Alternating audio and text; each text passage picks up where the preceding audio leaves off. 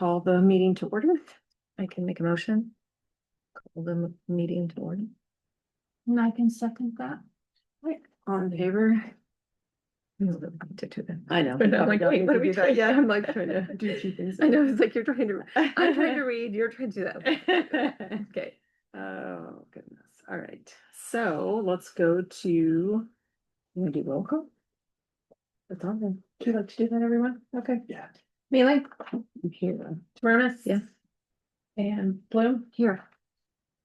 The others? No, they're not here? Nope, just mark him as being absent. I have. Yep. Okay. It's all good.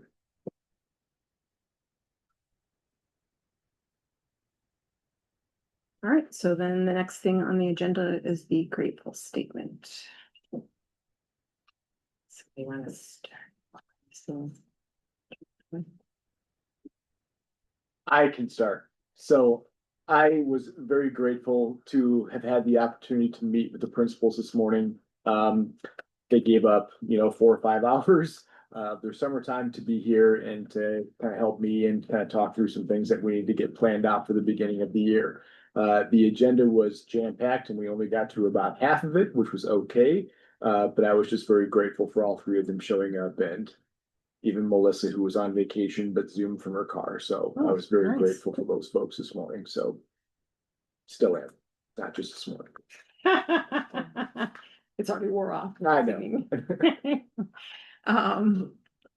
I can, you want to go next time? I don't want to skip you. I'm good. I will say, I'm, I guess, grateful for so far a good start to working on the car certified annual report. Oh, It's a nightmare. Last year was a crunch time for me with surgery, so That's right. starting early. Okay, So far, we're going okay. well, good. That's good. I'm grateful.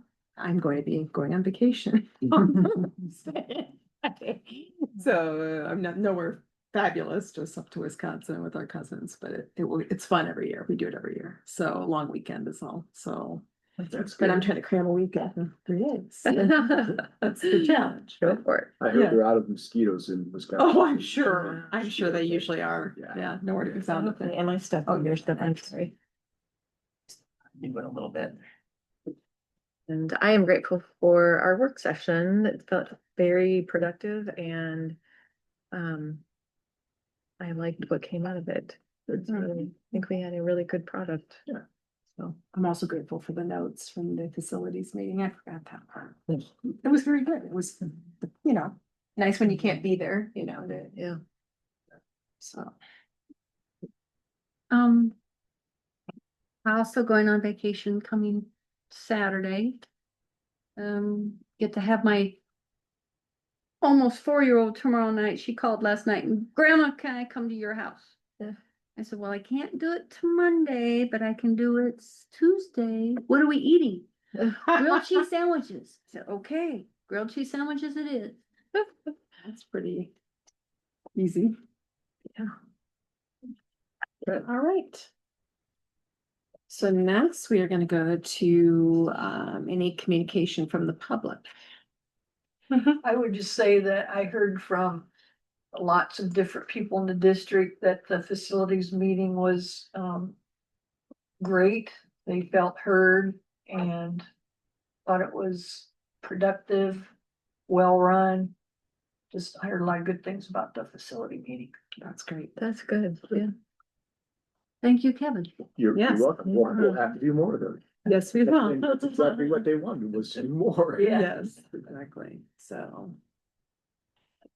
All right, let's go to the approval of the agenda. I'm gonna stop you here for Okay. 1 second. So on the, I think I was telling Andy and Andrea when they came, I forgot to link my principal report on Friday before I left, or I think I did, but I don't think I saved it. So anyway, in the principal report, there is there's a sharing agreement for the HR benefits payroll position. So we can kind of have a discussion now if we want to, because we approved on July 1st an agreement with Sumner, Fredericksburg, and Tripola, 40, 30, 30 to split that position 3 ways. So because that person resigned, or not resigned, but took another Never job the day got that it. she came to work with us for the first time. I've been in contact with Sumner Fred to say, hey, do you want to do something? Do you still want to do something? They still want to share somebody, but we're now looking at possibly a 30-70 split. So before we approve the agenda, if we want this to be an action item on the agenda, we definitely can. We already have a sharing agreement that has us at 30%. This would just be a 30-70 with one other school district as opposed to two. So if we want to amend the agenda, we can add that as an action item under action items. And you can just click on that link, and basically there is no dollar amounts. There's nothing set in stone right now as far as money, but the 30% would ensure that we would still stay within that 4 FTE for SSA for next year. So that $31,000 that we would recoup next year through enrollment. So that's, but it would still give us somebody to do the payroll, HR, benefits, insurance stuff. So if somebody would want a motion to move that as an action item, we can. If we don't want to do that and want to wait until August, we definitely can do that too. It's completely up to what the board wants to do. Sorry. Sign in. Hmm? Well, I have to sign in again. Well, I Sorry. know, I'm like trying to get to Oh, that the link. It's Google making me sign. Authenticator thing? Yes. Yes. Yeah. Yes, so it's like, just a minute, I have to remember this. Oh, it used to be up there, but I think. For the it's not. internet? Yeah, this is not my one that I've been eating, so then I haven't been able to. That's the one I was looking for, thank you. Yeah. Try this again here.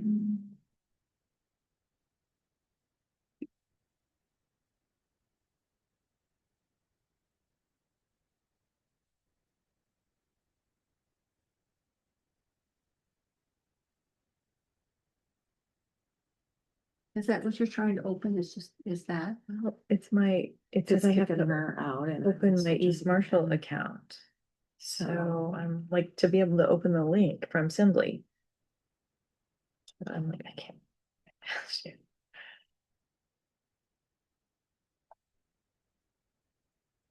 I feel like when I went in earlier, I saw the East Marshall one, so my choices.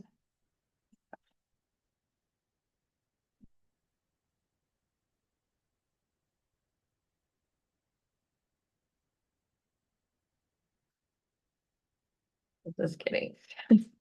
Well, part of the reason I have this laptop instead of my normal is because they're shutting down like access to anything external on my laptop, so it's like. Oh, Yeah, I used to be able to open up the attachments Yeah. on that, not now. And I can't scan stuff, so like I was trying to load up stuff to Bound today. So this is really kind of my Strictly husband's computer, and so it's like he's gonna not have, not that he. that much Mhm. anyway, but I think I'm taking it over because I need it for a lot more stuff than he does, but so it's been kind of stressful for that today too. So now are you, I'm not, I can't open the document, but okay, it says, can you open mine? well, it's got a two-step verification and it says check my device, my iPad, which I don't have with me, or my phone. And try this account. Just 1 minute, I might have it. Okay. Oh, no, it's gonna ask me. Do you Yes. have the Google There. Authenticator app? Is that what you have? Yeah, Did that work? it just worked, so, oh, good. Good deal. okay. Oh, Oh, that would be mine too. maybe it's making me do it again. So sorry, Kevin. No, So no, I know the person did not accept. So Yep. what you're suggesting at this point is that we would change it. So it's just to share with one other school Yep. district. And then the idea would be whether we go ahead and approve it now so that when we find somebody that we can move on it. Yeah. Basically. They have somebody. Oh, they do have Yes. somebody already. So they found somebody. Remember, the Sumner Fred district owns the contract, or they're the ones that took over the contract. So we're not really at their whim, Mhm. but whoever they find is they understand that they're gonna be doing East Marshall's payroll, HR, and benefits too. Got it. So that's what they understand. This would just be, so the other side of this too is that we could go out and try to find somebody independently. You know, somebody who's got some HR experience, maybe works at, you know, Fisher, Manats, someplace big that would want to do this on the side. The downside of that, it's going to cost us probably, even as a part-time 1 day a week thing, I'm just going to guess anywhere from probably $15,000 to $20,000. And then there's zero sharing dollars for that, right? So we don't get recouped those dollars by anybody. Right. If we did a sharing agreement with somebody, that means we could get those dollars recouped. And all they would have to be shared with us would be 20% to qualify for that additional SSA. But technically, we need to have a different approval since it's going to be 30/70 or different people? Or Our percentage district? doesn't change, but the official agreement would have to be this one, not the one that we approved in July, essentially. But yes, you're right for that. Okay, Mhm.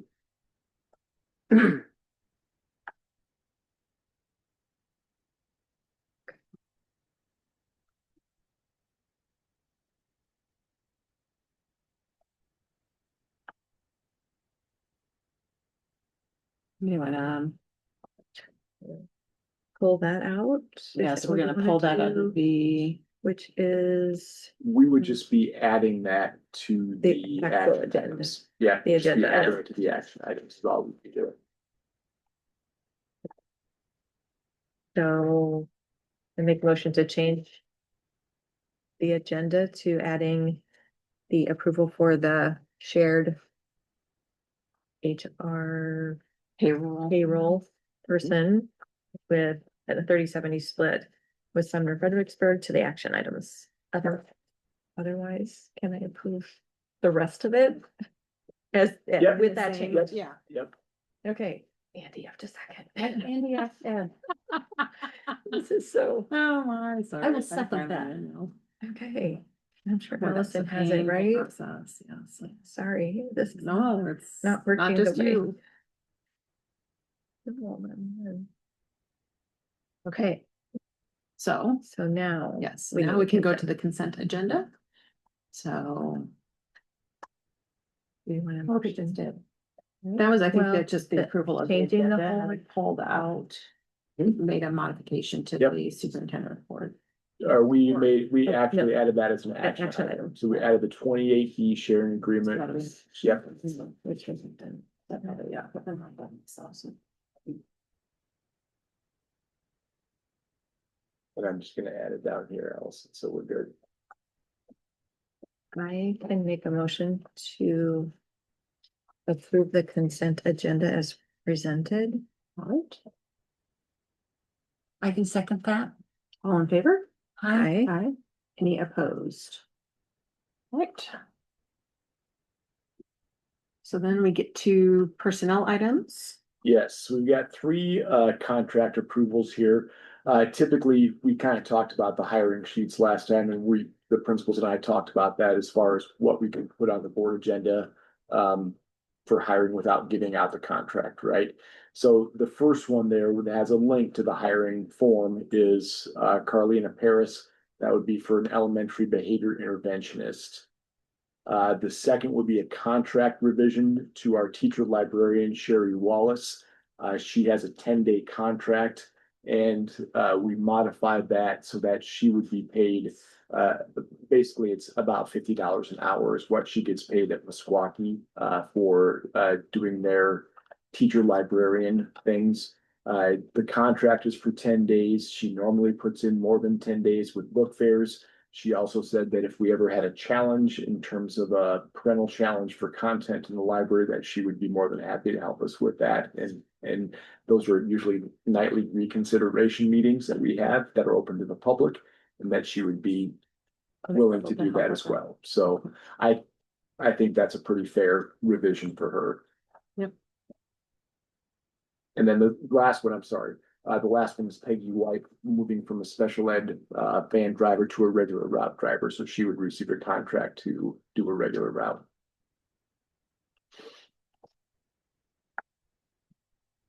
Right, did anybody have any questions on that one? There's no Do you want- resignations, it looks like. Nope. To do this all together or? Thanks. Yeah. And then volunteer coaches is the next one, Yep. so. We just have 5 listed for volunteer coaches, Justin Burns, Bob Berggren, Kyle Hoeing, Rob Wigner, Ryan Boleen, and Connor Hassan, sorry, we have 6, excuse me. But as long as they're certified, have the authorization, you know, they're going through all the concussion stuff and everything else. So we wouldn't really have an issue not approving those volunteer contracts. So can I get a motion to approve the personnel items? Make that motion to Alright. approve the volunteer coaching, the resignations and the contract approved. I can second that. All right, all in favor? Aye. Any opposed? Okay.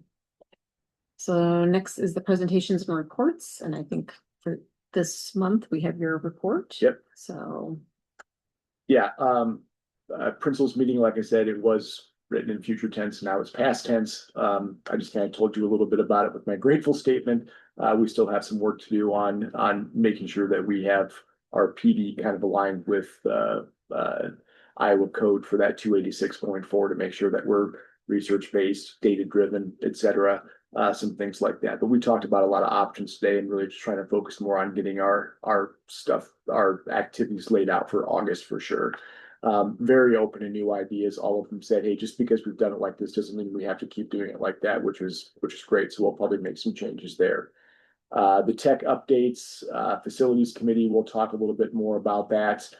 Tech updates were in the first board update that I sent to you, but sometimes you'll see those things 2 places because the public doesn't get what I sent to you on Fridays, right? So I put some of the things in my board report just so if members of the public want to peruse that or read that and know what's going on, they definitely can. Anything that's not confidential. We talked a little bit about the HR payroll already, but I just put that in there anyway. Oh my God. I'm so confused. I'm like, why is this? I almost asked. I'm so sorry. There's a lot of names. So By my name. No, I mean. I just got around you. No, I appreciate that. I didn't catch that. I was thinking about you because you were there working with Yeah. it. Wrong name, I'm sorry. Let's see, so facilities projects, again, you guys have a bit of an update on that. We'll talk about the high school boiler room ramp project later on in the agenda. Middle school science room AD or AC, there is a link in there when we get to that Lisa will have to sign as far as accepting that cost estimate of $18,000. And then high school AC controls and the window estimate, that's going to be kind of later on with Tyler. One of the things that I thought would be good, when we started talking about recognizing staff and recognizing students, I wondered if our board would think it would be a good thing to recognize students that have achieved state level status in something, because I'm thinking to myself about softball, right? So yes, I know they went last year, which is still going 2 years in a row is a pretty big deal. But you know, I don't know. I think it would be good to have, you know, teams, students, you know, come to board meetings, even if it's just for the first, you know, 10 minutes of the meeting, just to say, hey, you know what, we appreciate your hard work. We appreciate how well you represent our school district at the state level.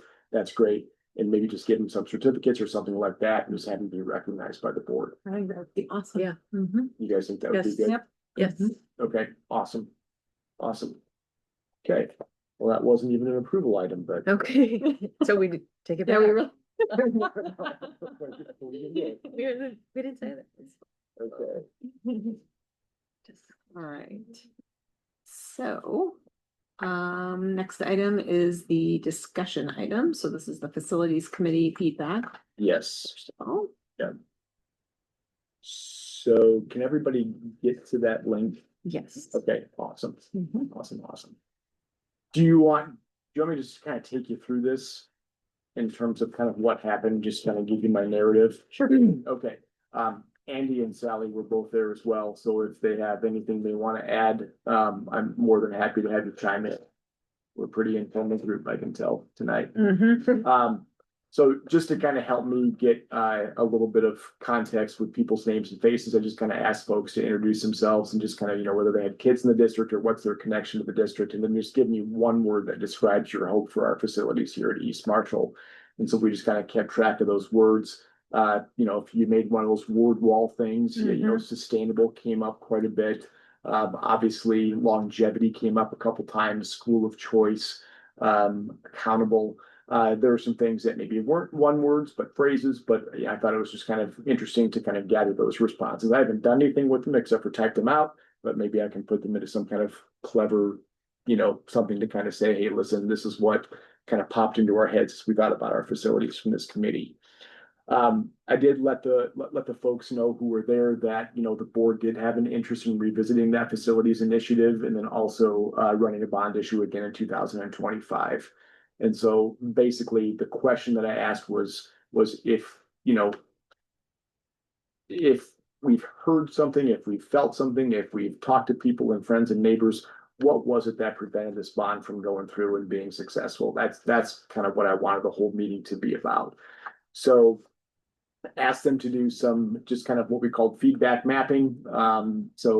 If they had specific concerns that they have heard, objections or questions that kept them from voting yes on the November 2024 bond, to put that on a sticky note. And then I just asked for a few volunteers to come up and then we tried to theme those out. So I think Sally might have been my first volunteer that came up, and as she read her reasons off, we tried to put those into themes, and then more people started coming up and with their sticky notes, and we tried to theme those out as best we possibly could.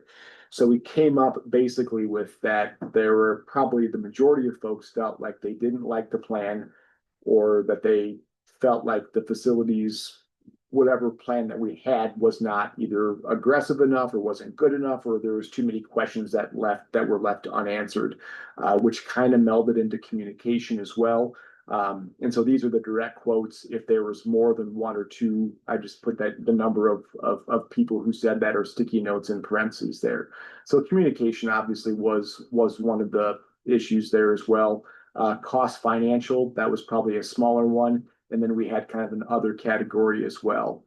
So thinking about the first column there, the facilities problems and plans, it ranged from, hey, we should just have one campus, to we still need to maintain all of our buildings. I mean, it was just across the board. There was just folks that either didn't like the plan, didn't know the plan, or weren't sure why we needed that particular plan. Okay. Communication, we felt like there was some comments that were made that maybe we didn't go out to the communities enough. Having just one meeting in Gilman, or one meeting in LeGrand, or one meeting in Laurel probably wasn't good enough.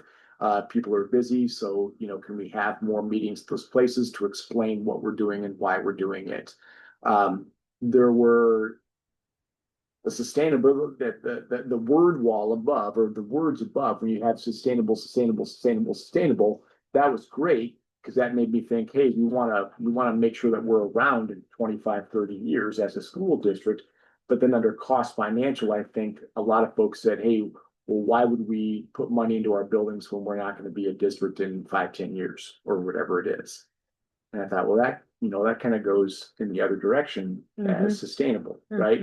And I didn't address this at that time, but if for some horrible reason we were not, I'm not sure what out consolidation. I'm not sure what that means. Okay, I'll have to go back and look at my notes again.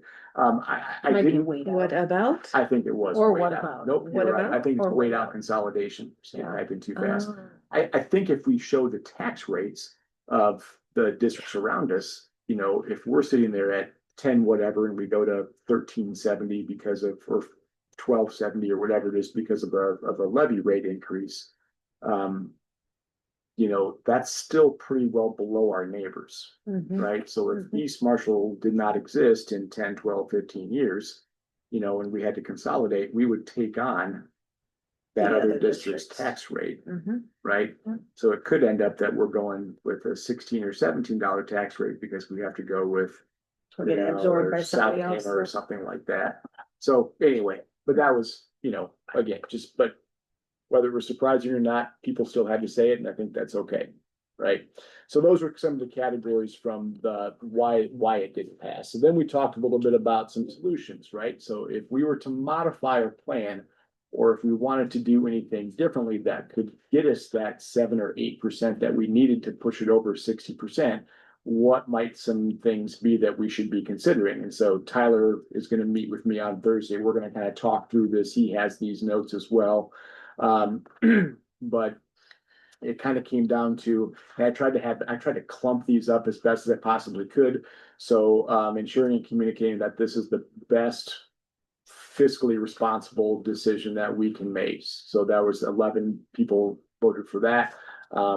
Folks wanted us to consider different options for the Laurel Gym. Does it have to be a gym? Could it be something else? Could it be a multi-purpose room? Could it be something and still have it be eligible, to be a storm shelter? Even though this was brought up, nobody voted for it. So people thought that we should really hammer how 7th and 8th graders at LeGrand would be separate from high school students. But yet, when that was up there, nobody said that was a huge concern. And they were gonna be in a separate lane, but. And they were going to be in a I mean, separate they were gonna be shared areas, Yeah. the lunchroom. cafeteria, that sort gym of thing, spaces, stuff like that. Biggest thing it came down to under this, the modifications, is that we need to have a plan for the Gilman building, and we need to make sure that we communicate that plan. So if the plan is to not have the building in Gilman, why is that? Right? How much would it cost to make that usable, livable, insurable, whatever? This is why we can't use it, and then what's the plan instead of just putting, cardboard or plywood up over the windows, right? Okay. So I think that was really important. That was obviously the leading vote getter. Make sure that, that some folks that spend the bulk of the money in the grant to move towards one campus. Only 5 folks said that was really important as far as modifying the plan. Make sure that people know where the money is going. We don't have the ground over there, unfortunately. Right. We did look at We it. talked about that. We did. Usually Centralized. people don't know why Yeah. we did what we Just what we did. Yeah. We would love a new whole Sure, central but- campus. Centralized, And that would be Ferguson, right? or Dunbar, We're in done. there somewhere. Yeah. Just, it would take a lot of money, Mhm. Yep. but For then sure. we couldn't get, so. Same thing with marketing communication strategies. If we would market that better, communicate more. And there were some ideas down below for us to consider there too. Then addressing academics at East Marshall first, then look at lack of housing in the communities. That had a couple of votes there too. So then I kind of gave them a structured discussion format. So the first question was, what communication methods would be most effective for reaching different community segments? And basically, if I can kind of summarize this, is that we need to have communication methods that appeal to all of our demographics and make sure that we're utilizing our local newspapers, even though they're more regional newspapers for us. Technology, videos, put things out in, the post offices, cafes, Tom's Tire, notices of meetings, things like that, sending things out. Snail mail was, people do read their mail. It's not all just, credit card offers. So, just that kind of was the gist of that one. Community influencers who weren't part of the process during the last bond. They talked about previous board members, anybody in the district, just make sure it's open to them to come and to listen and to be heard. Let's see, the Gilman mayor, we talked about city mayors. One thing that I'm not sure if we leaned on was students the last time, right? We talked to students about, hey, you guys are athletes. You go to speech events, you go to FFA events at other schools. Have you been to some of the other schools, and can you attest to, hey, this is kind of what some of these other districts have around us, or maybe it's talking to kids about what our facilities do to limit them in their classroom or to limit the opportunities that other students have. So I thought that was a good, something that was brought up as well. Third one, then, what information do community members need to make the most informed decision? So just make sure that we have a plan, we communicate that plan, we're transparent about the plan. I think that's what it really came down to for that question. Last thing I asked them to do, and we were kind of running out of time because it was going to be like 7:30, 7:35 or so. But I asked them to take a half sheet of paper that had these 6 factors on it. So thinking about if we're going to run the bond again, what do we really have to consider to make sure that it's successful? What's the most important one? Obviously, the most important one, if you went 1 is the most important, 6 was the least important. The average there was better communication strategy. And so I'll be meeting with Jerry Gallagher from Donovan's later this week, just to kind of talk a little bit about what else we can start doing as far as pushing out that communication. The next 2 that were pretty close there were more community input opportunities and just making sure that we're being transparent about not just district finances, but I think they're talking more about probably the bond finances, like where's the money coming from? What are we going to get for these dollars that we invest? And so that was kind of the overall there. I did give people an option to do an other. So some people wrote down a few things like have a plan for the money. Yep, 4 people said that was important.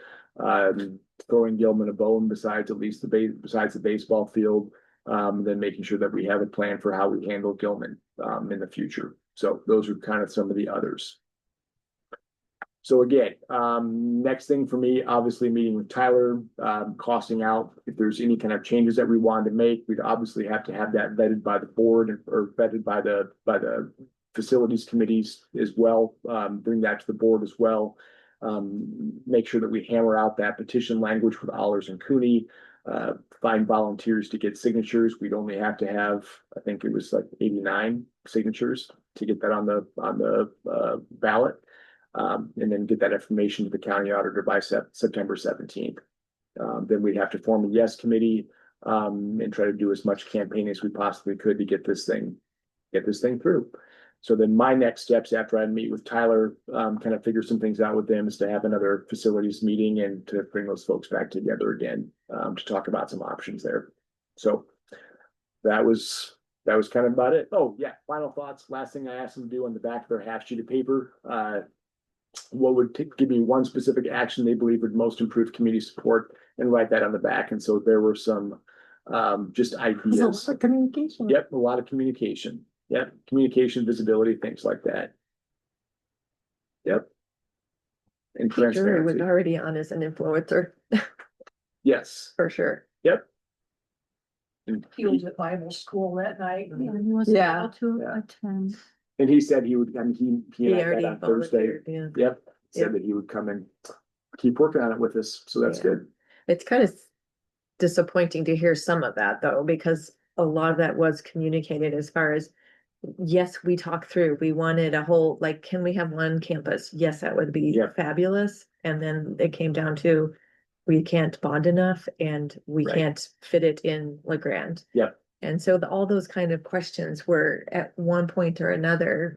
And so I would hope people would also come to board meetings. Yeah. And just be able to hear the discussion and Mhm. why this happened and Mhm. how we got to the point that we did. Because this has been, I mean, FEH has been working with us for years Mhm. now. This Yeah. has been like way long. And Yeah. it's like, I understand yes, I mean, we came down to Laurel and LeGrand because investing over and over in Gilman was not going to be beneficial. And no, we didn't have a plan because we needed to know if this was gonna pass or not. And then and so it was We're hard to trying to go. be financially prudent with the money Yeah. and not have them draw elaborate plans No, without. that's why when people's they feedback asked, and I or- wanna see what the plans, well, we had floor plan, basically, the Yeah. draft Yeah. of.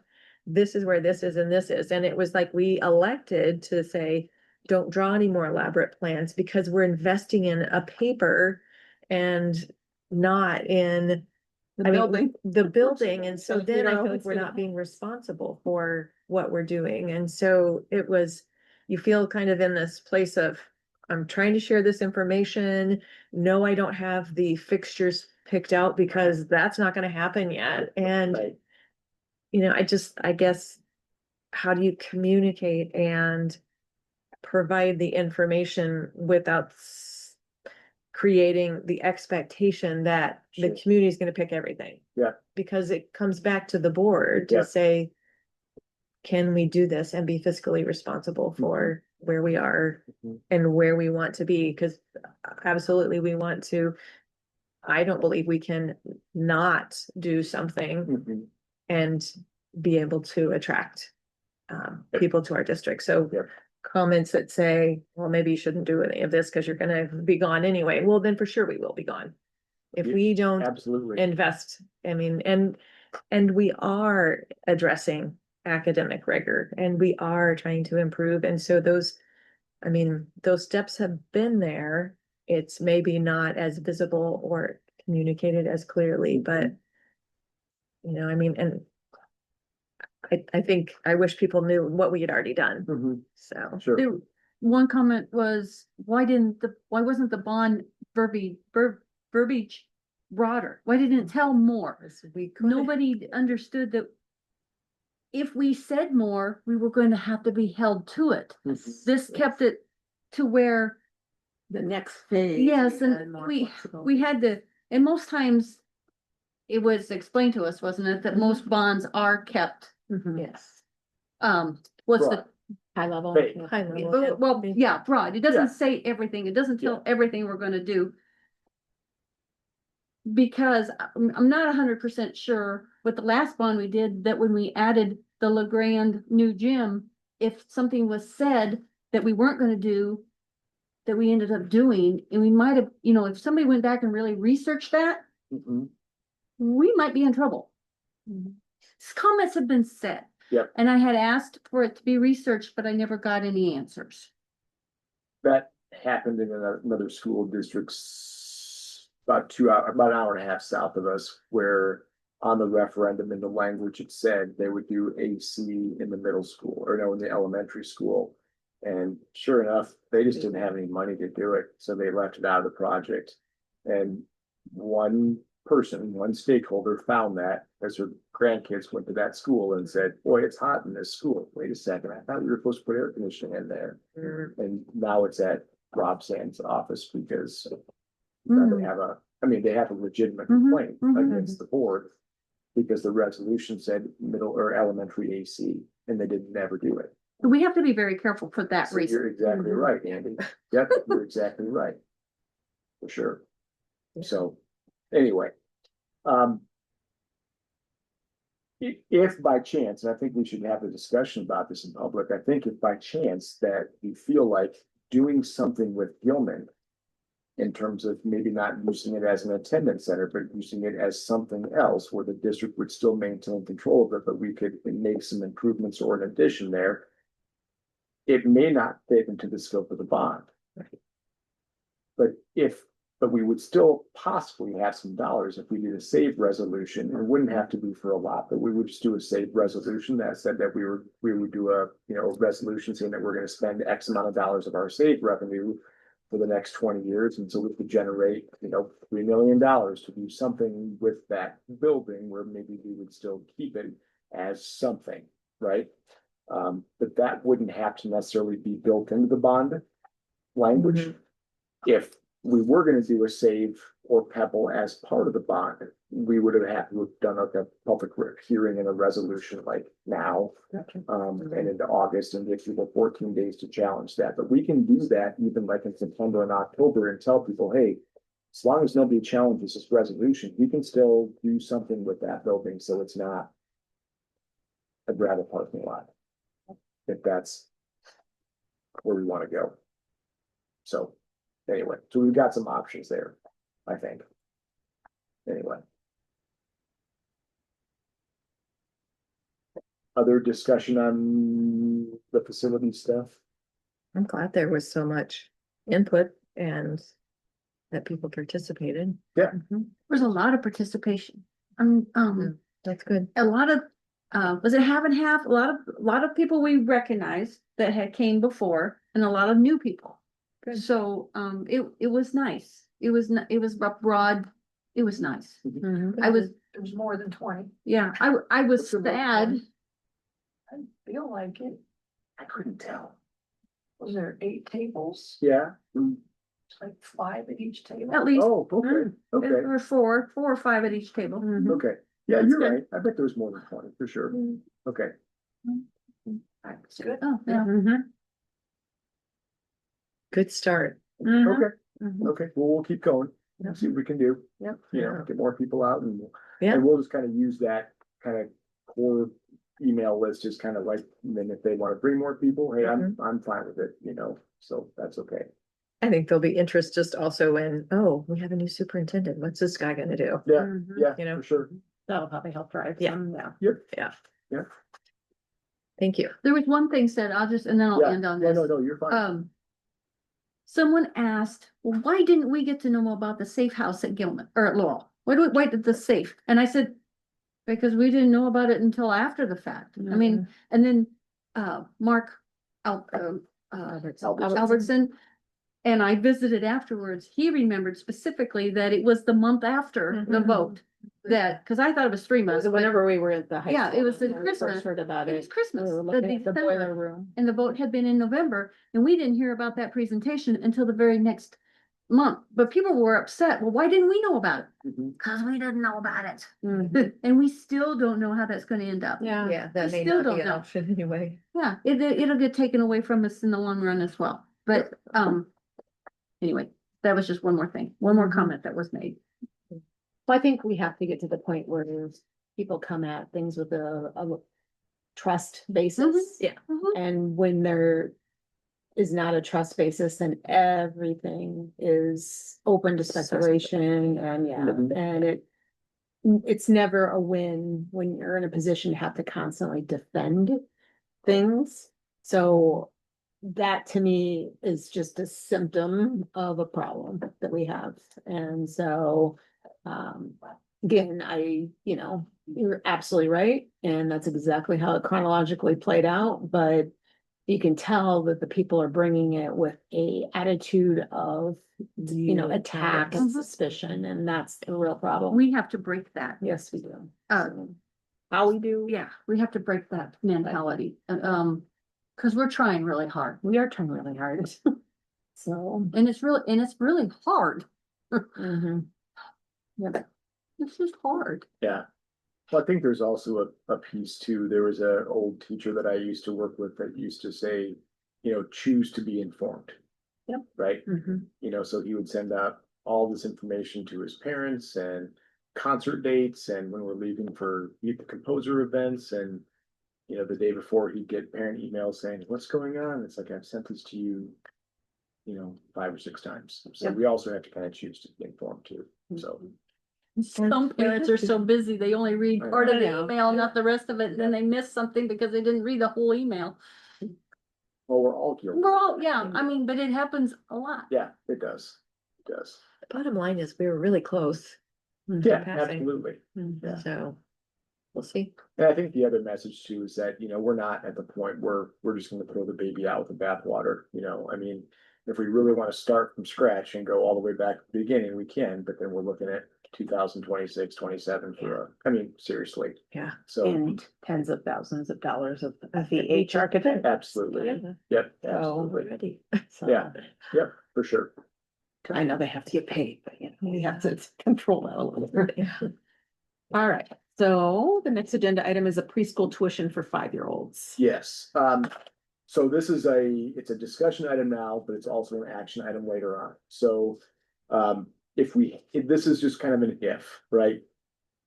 So if we have room in our 2 preschool sections that Miss Philby teaches, if we have spots that we could fill with, and parents knew that it was an option for them to redshirt their 5-year-olds to do another year of preschool, we would not get state funding for those kids, right? So they don't count as a 1.0 regular SSA kid for kindergarten. We wouldn't get anything for them. The only funding we get is for 1.0 FTE SSA kids for kindergarten through 12, or we get 0.5 FSA for preschool, right? So we get at least half of FTE for preschool. Hi, Liz. So if we had room, 5-year-olds could not displace a 4-year-old in a QPBS program, right? But if we had room and parents knew they could have that option of possibly redshirting, we would look at a tuition fee for them per month. And so I just kind of gave you some information about for schools that do maybe an all-day 4-year-old preschool, 4 days a week, what that extra half day is. And some are, anywhere from $350, some are $450 a month. But we would charge a monthly fee. My recommendation would be to do like a $250 a month fee for parents to say, hey, yes, I want to put my 5-year-old in the 4-year-old section, as long as they don't displace any 4-year-olds and we have room for them.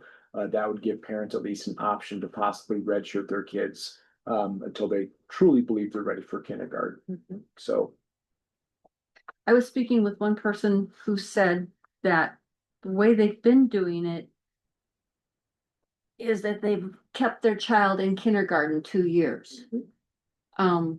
And it's mostly for the age, Yes. to let them catch up, Yep. because if they're a July or August baby and they've started them. Yep. They don't keep them in preschool twice, they keep them in kindergarten twice. Mhm. I think that's because it's 5-day, full day. yeah, oh, Is that absolutely. opposed to the 4-day, half day? Mhm. But so this person said to me, I don't want to lose that option. That would still be an Yeah. option. Absolutely, that would still be an option. There are some people sometimes that they don't want that stigma attached to their kids if they do 2 years of kindergarten. Mhm. By the time you're in 7th or 8th grade, you've forgotten anyway, Mhm. right? But sometimes, it's like, wait a second, you're in my kindergarten class last year, now I'm in 1st grade, you're still in kindergarten, what happened, Mhm. right? Mhm. And so if we give parents that option, and who knows, we might have 2 or 3 that take us Sure. up on it, Mhm. But it's an option. I think Or at it's, least it's an option. gives people some Right. choices, Yeah. Yep. And if they feel like their child is maybe not quite ready yet, and they aren't bound as much by the stipulations of having to be in at 4, we just give them an option. So again, they Yeah, have to pay for it, but they this at least is have an option. way better. So I talked to a family that will have 4 children and they live in our district. They grew up in our district and they weren't aware that they could only send at 4-year-old. And so their oldest is almost 5. And so, or won't be for a while, I guess, but they wanted to do preschool. And Mhm. so they were told it's going to be $7,900 and blah, blah, blah, whatever our tuition rate is for, that's the SSA. yes, that's the student. I said, that's not right. Yeah, So this is good because I was trying to convince them, you just wait and see what happens. And I don't think it's going to be anywhere near that. And so this is good that we could offer 5-year-olds the ability to be able to come, because I think we have to keep our people in the district. Yep. And we have to do what we can to, like this child has never been to anything, never been to preschool, never been to daycare, never done anything. And so she doesn't want to send him to everyday kindergarten. Yep. And it's more about socialization. And so I'm glad to hear that. I think $250 sounds very reasonable. Yeah. Like years ago, I spent more than that for, oh, preschoolers Mhm. very easily. So I think that sounds like a great deal. So, and it'll get those families to stay in the district. And once I think they commit, then a lot of times they stay. Yeah. It's like those kids start making friends, they start socializing with them, other, classmates. I think this is good. Yeah. I think one of our goals for the 26-27 school year should be, can we expand preschool? Can we do another teacher? Can we give the half-day option? Can we give the all-day 4-year-old option? Can we give the half-day 5-year-old option next year? And I think if we do that, I think. Because we had the Yeah. full day 4-year-old option. My youngest went to Right. right here. Yeah. Downstairs. I'm pretty sure he peeled some, a sheetrock off somewhere during nap time, but. Oh, mother story. Well, and I think that wraparound care too, because Yes. I know there are families that choose not to send their kids here because we don't offer 5 days a week of coverage. Right. And so it becomes a daycare issue. I did not send my daughter here when she was 4 Mhm. for that very reason, because we needed 5 days a week of care. Mhm. And so we opted to go to Bobcat Academy in Marshalltown. yeah. So, so that's something I think, because we do also have a lack of childcare available in the community. That's something I think when families also establish that relationship, say in Marshalltown. Yeah. Or in Green Mountain and their kids make friends, Yep, they Good. choose not to. easier to stay, isn't it? Yeah. Yep. Any potential downsides of looking at this or any? I see building enrollment. Mhm. You know, this is building our Mhm. student population, so. And it kind of takes the place of, at one time we did try to do like a TK TK. option. And we did that for some years. And about half of the parents chose to send their kids on, half of the parents chose to repeat a year. And I think just sometimes the dynamics of that was a little more difficult because those TK kids, when they then went full kindergarten, they were getting bored. And so then it became a discipline issue. And so then parents were like, well, we don't want to send our kid to TK. So then some kids got pushed into kindergarten before they were ready. So I like having another option for them to choose from. Okay, all right. So I'm, like I said, my recommendation is 250. We can, make a motion with that under the action item if we want to. If you want to make a different motion for a different amount, I just kind of left it open at that point. But So this won't start this year. It Good. could? It could? Mhm. Okay, it could, as long as we had room. okay, They just. good. Can't bump. I just said, it but- said Yep. 26, I see your goal at the bottom, that's where I was like, okay, we Yeah. going to do this, or, okay, No. okay, good. This step is this year. This- This step, yeah, okay. yeah, for this year. For next year, the goal would be half day 4, full day 4, half Okay. day 5, at least. We could get that done. Yep, for Okay. sure. Okay, Then we move on to action items. yes. The policy updates. We do have some policy updates. Do you want me to go through each one of them, or have you had a chance to peruse these at your leisure? We read them. I read them. Yeah. You're good? Yeah. Okay. Maybe I'll just kind of hit on some high points here. So, Maybe the motivation on some of them. yep, absolutely. So the first one we talked about, July 1st, moving that board meeting to the third Wednesday rather than the third Monday again.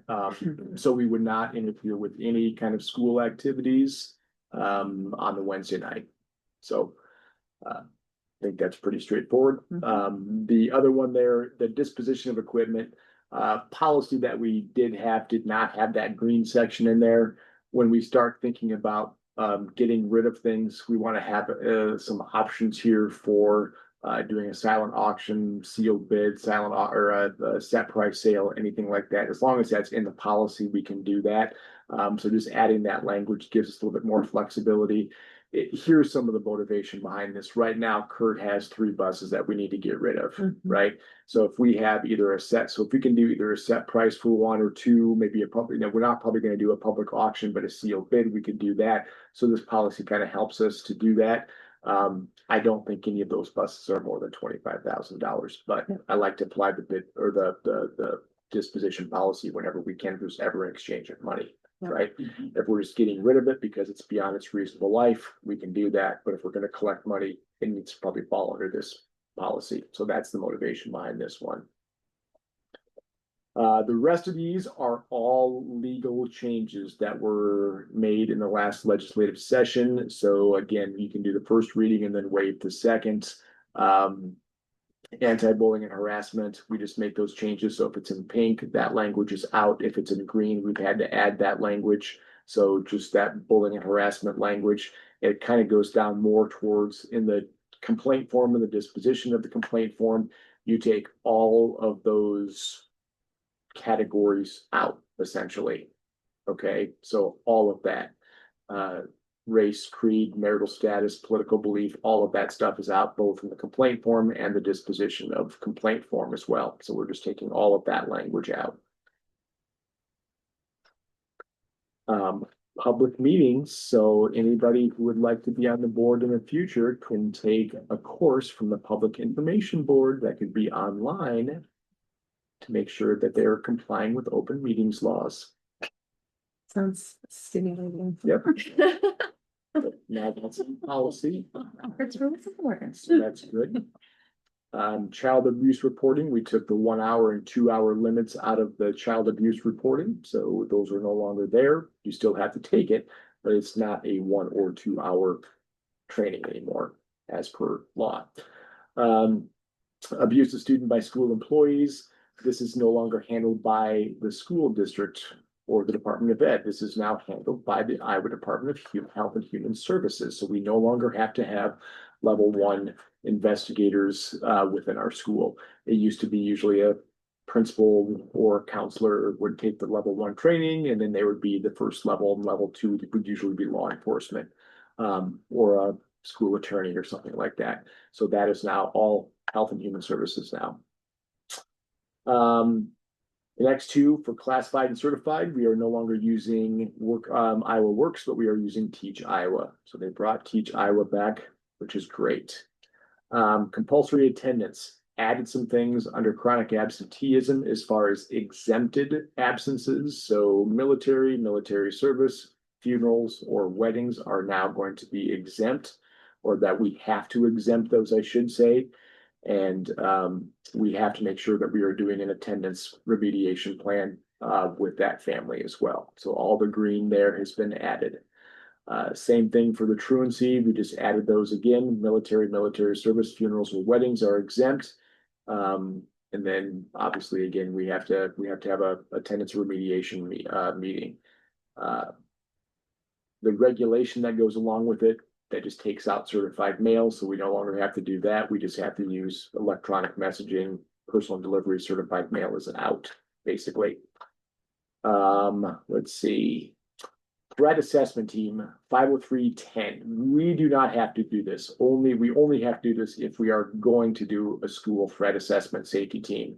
So basically, it would be that we have a policy that governs the exchange of information from law enforcement, maybe Health and Human Services, maybe counseling department or counseling resources, Center Point Associates, something like that. So if we would have a school threat assessment team, or a safety assessment team, we would have to have this policy in place. We don't have that, so we don't have to have this policy. If we did have one, which wouldn't be a bad idea, we would just simply enact this policy straight from IASB. So, okay. Graduation requirements, civics test, starting next year, 26-27 is when students will have to pass a civics test to graduate. Yep, 26-27. So we have to have that in policy that's going to be part of our graduation requirements.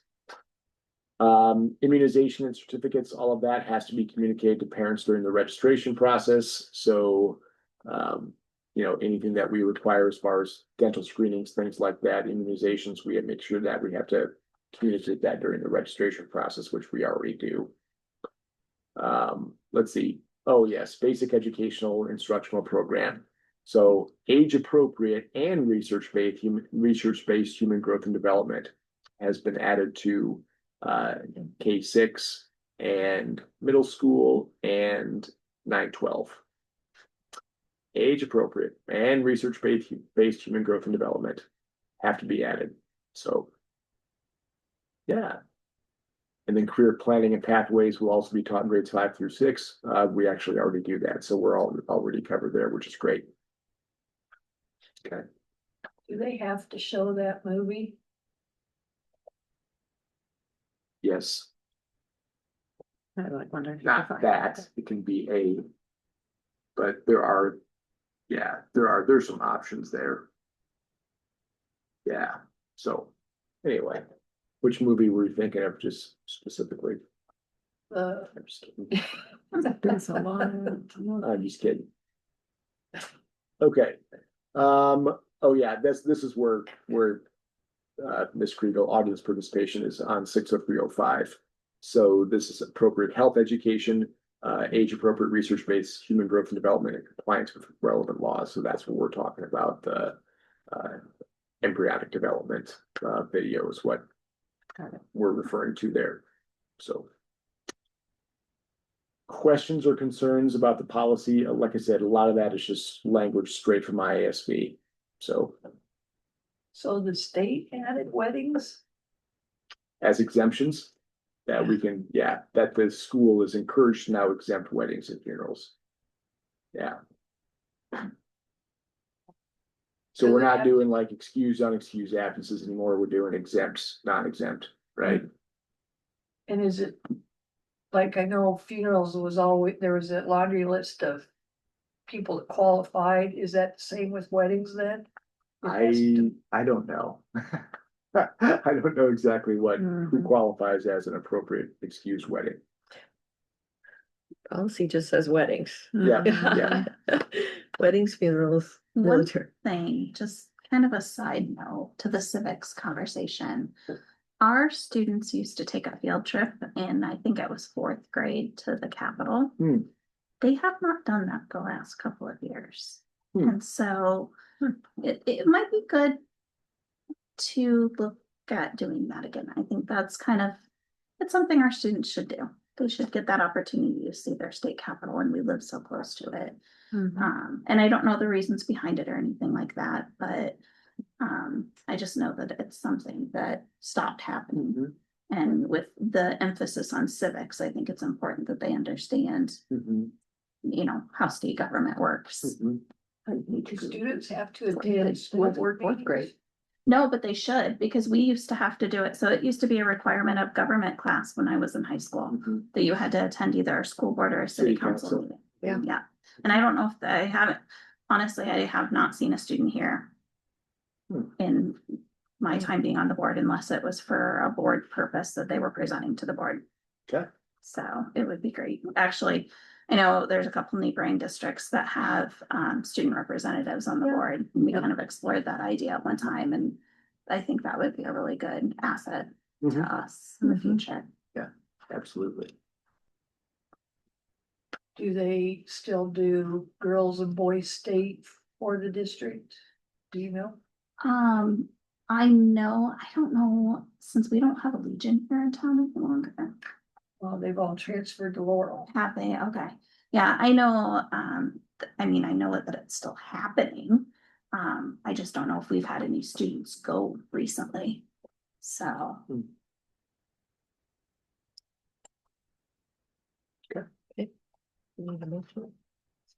Yeah, so we can go ahead and approve it with the first reading. Absolutely, yeah. So if people are comfortable, instead of going through a second reading and.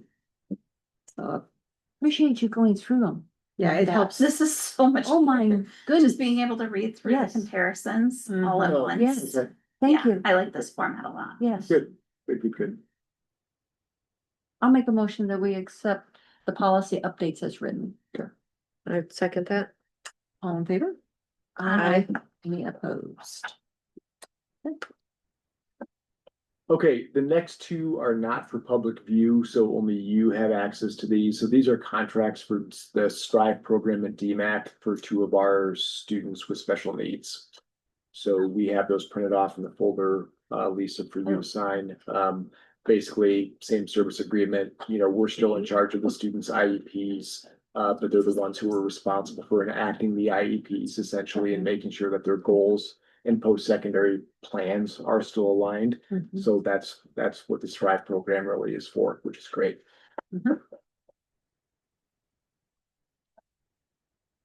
Anybody have any questions? These are just actual community college classes though? Yes. Right? Yeah, they're following a program of study at DMAC. Okay. Sometimes it's a associate's degree, sometimes it's a diploma or a certificate, but it's for a career focused field to prepare them for a career. Okay. That's fine. And then through that program, they have their IEP. Yeah. Goals monitored and met Yeah. With this program. with Yeah. specially designed instruction. Okay. Yeah, Yep, and they also great. support living arrangements and such for them as well. I see the students walking to class together Yeah. and stuff from the apartments, so they support the entire environment for them. Okay. So when you list student 1 and 2 on here, Mhm. Do you want to see? I couldn't get in. Do you want to see? Yes, please. Cause it brought me up with the little thing. That thing. Oh, the documents are kind of like private just to board members, just because it has the students' names on them. Oh, that one. there, Okay. and And then this is not a program that MCC offers, that's why here. Right. it's with DMAC. Yeah. Yes.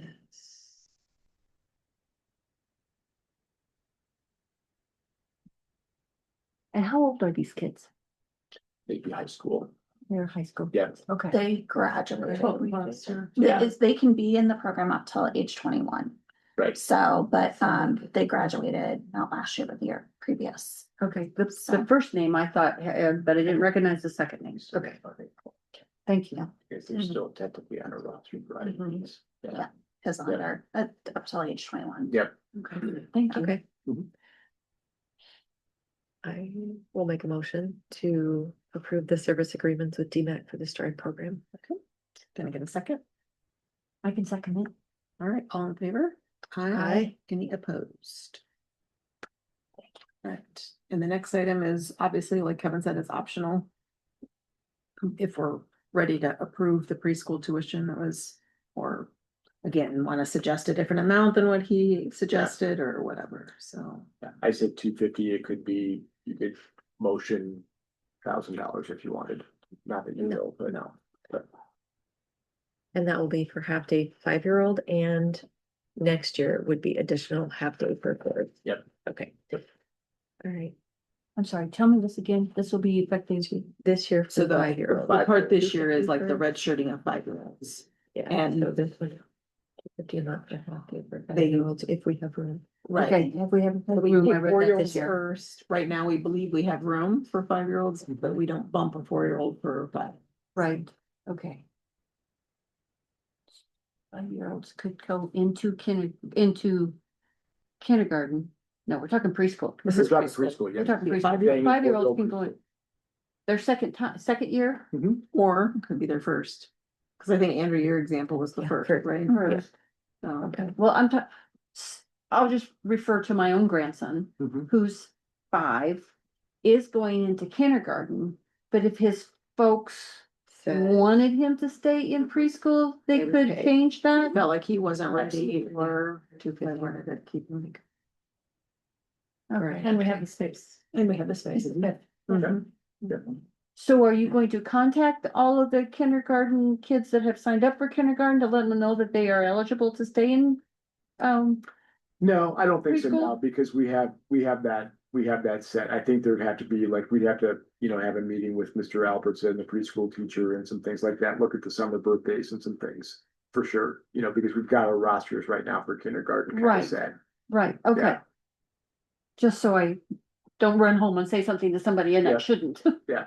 Okay, Well, we had one parent that did call and inquire about it, I think, when somebody threw out the $7,900 or something That like was that. the Yeah, person she said. Yeah. Yeah. yep, absolutely. So, Yeah, I thank you. think they had emailed before, so. Okay, I would make a motion that we accept the preschool tuition of $250 per month for half day for 5-year-olds for this year, if there's based on space okay. availability. I'll second it. Okay. All in favor? Aye. Any opposed? All right. The next one, agenda item is approval of high school parking lot painting. Yes, this would be from Mid-States, for both high school parking lot and football field painting for the year. Let's see, the parking lot painting, I do believe was, I think it was 1,700. The football field is about twice that. Yeah, it is, 'cause it's for 5 games, yeah, for sure. Mhm.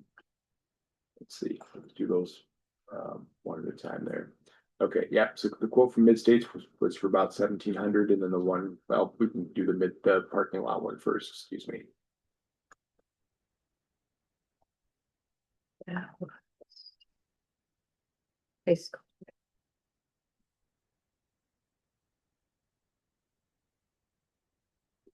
You wanna make a motion?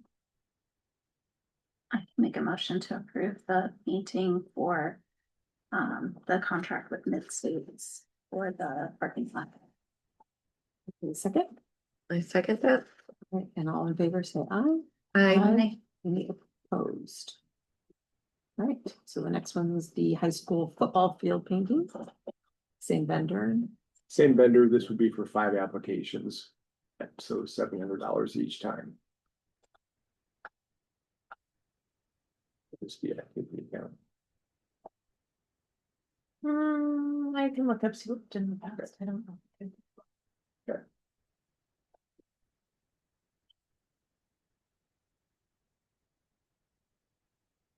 Questions? I didn't know you have to pay it every time. Oh, I yeah. just assumed it. The stayed for- athletes go out and mark it. Is what they've done in the past. And I think when they do the scrimmage, they do it themselves. but then That's what I was after gonna say. I that- know the boys go out and paint Yeah. them at some I point. think they do the first one and then after that, this is the maintenance, cause it takes like 3 to 4 hours. And Well, they don't have, yeah, after they don't football have time to practice do and that then during the they season, do- cause they're in school, whereas the first time they do it, they can do it like It's like in after football August, so they do it after football practice Knew not to do it. and they do Sure it. makes sense. There's a lot of funny stories about Another the option, painting. Oh, it. I mean, there's always like some goof. They come home, Oh, yeah. they go out for breakfast And then together they're- afterwards. It's kind of Yeah, a, it's kind of Janine- an event. It is. Janine Anderson should be the person to apply this paint. yeah. I have a question. Yes. What would the paint cost the district? I'm wondering why they can't pay for that too. Yeah. Do you have an idea? It says What, that the you have to paint purchase the itself paint. was Oh, I see. Applied by school, it's paid for on the playground.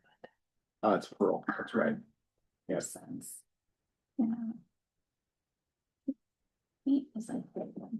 It's provided by the schools, right? Yeah. $3,500. I would The think. football field is playground, the high school is general. Right, right.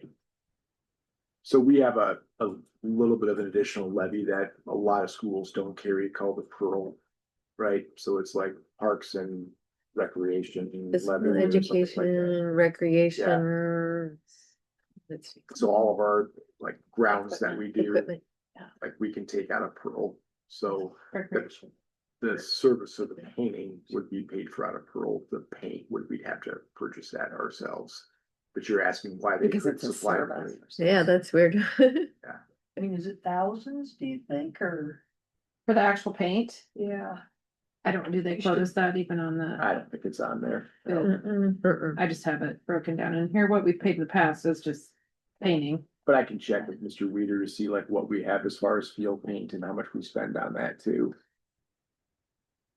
Well, I guess it won't matter, it's your only bid and Yeah, you get plugged in. you gotta take it. Otherwise, it's Janine. I mean, honestly, yeah, the alternative nowadays is there are schools that are buying these automated like robo machines that do it. But they're thousands upon thousands of dollars. And they can actually do chalking of your baseball and softball fields too. So like a vacuum cleaner that spits out chalk and. Pretty much. Mhm. Yeah, It's a great deal when it works. I was just gonna yeah, say. that's what I heard too. Here though. Haven't had Yeah. that plan. And it's also $16,000. I was gonna say they're So it expensive. would take us 6 years to pay To pay for for it. it. And then we'd probably have to replace it in 3 anyway. So. Yeah. I'd say we make a motion to approve this. Something that- Good, isn't it? Unless we wanna do it ourselves. No, No. no.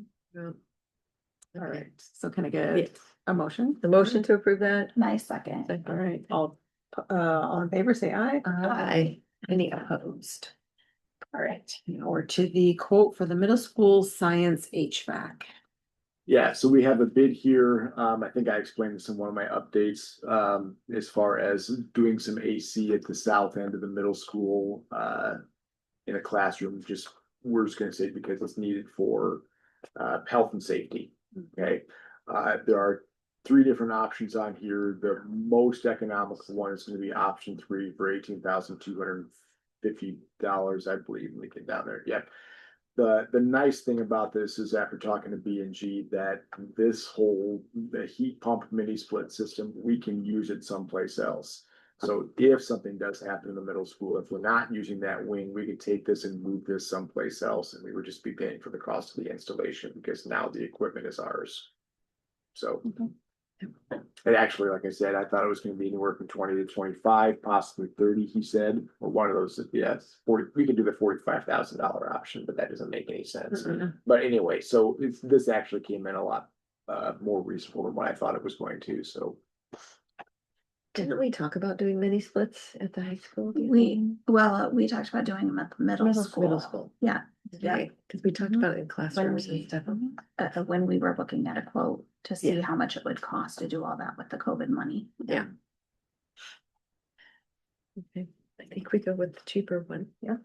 I can make a motion to approve the bid with B&G HVAC for a mini split unit. So option 3. Option Option three, I yeah. can second that. All right, all in favor? Aye. Any opposed? All right, the next one is a high school commons projector. Yeah, this would be for a long throw projector and mechanized screen at the high school. Again, you know, whether we're talking about sports banquets, PD that we do there, just having a nice system in that room where it has like a mechanical screen that comes down. One that doesn't get washed out by the light coming in the windows would be kind of nice to have. I know that Mr. Rasmussen said that he'd been in conversation with Cole and Mr. Ryan for a while about that, but I think Cole finally has some bids that we can act on, and we think this is probably the best deal for us, going with Howard Technologies, and then Mech9 from Marshalltown will be doing the installation for us. I can make a motion to approve the high school commons projector quote with Howard Tech Solutions. I'll second it. All in favor? Aye. Any opposed? This is much needed. All right. The next one is the approval of an FSA position at the elementary, family success advocate. So here's kind of where we are with the elementary school counselor position. We have applicants, but we don't have any that are certified as a school counselor at this point. Okay. We have some that do have BOE licenses, but they would have to go through a conditional, and getting a conditional for a school counseling position is much more difficult than getting one for a hard to find area. So essentially you have to be about, I think it's 75% of your way done through the coursework towards your counseling degree, which I don't think we're there, but we still feel like we need some SEL support within that position. So I've been talking with Mark, talking with somebody here who actually is probably more qualified than most school counselors to do this job. But in my conversations with the BOE, we have to make very clear that it's a non-certified position. So it is a non-licensure position if we would hire this, which means that they're not doing any kind of like technically instruction. It's more consultation than anything else with teachers, with parents, with outside agencies in terms of SEL and behavior, more so than anything else. So I put this job description together. I sent it to Mike Cadden at the Board of Educational Examiners. And basically what his thoughts are is like, I don't have to approve this. Like you don't have to get, because it's a non-licensed position. This isn't a Mike Cadden BOE decision. This is really a school district decision. Again, it's going to look different. And Mark and I and whoever we hire for this position are really going to have to work through this to make sure that we are doing everything we possibly can for students without violating anything from the BOE regs, right? So again, kind of pie in the sky as far as like some, duties that we would have this individual do.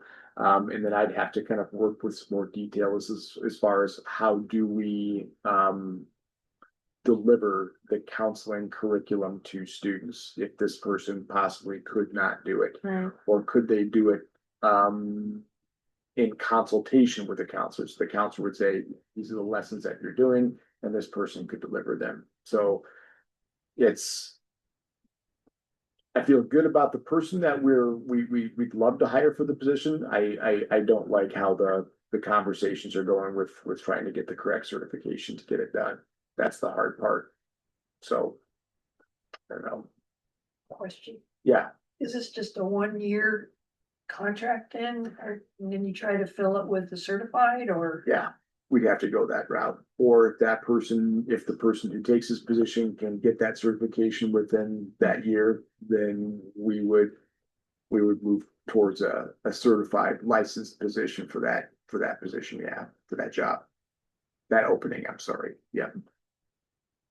How does this differ from the role of what Trudy's position is? Well, I'm not sure, because I'm not sure if I have a comprehensive job description for her position. Okay, I've got like the kind of some of the main tasks.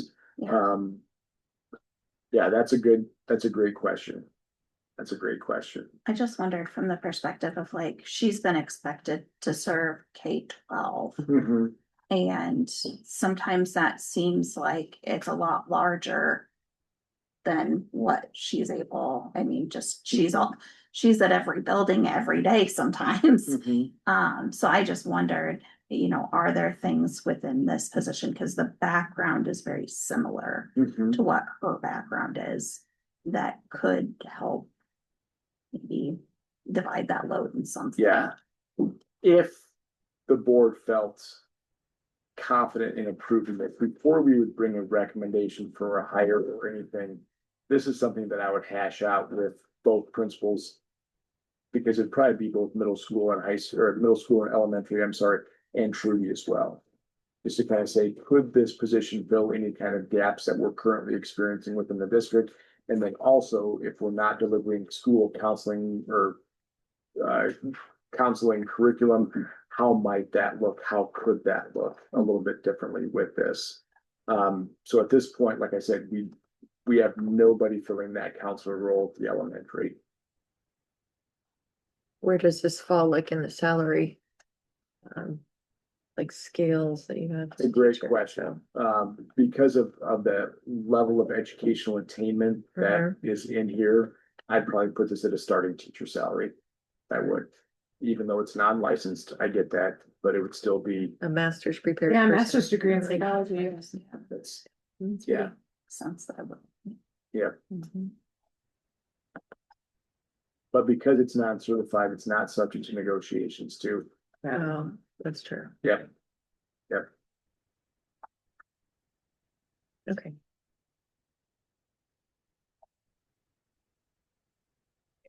Any other questions on?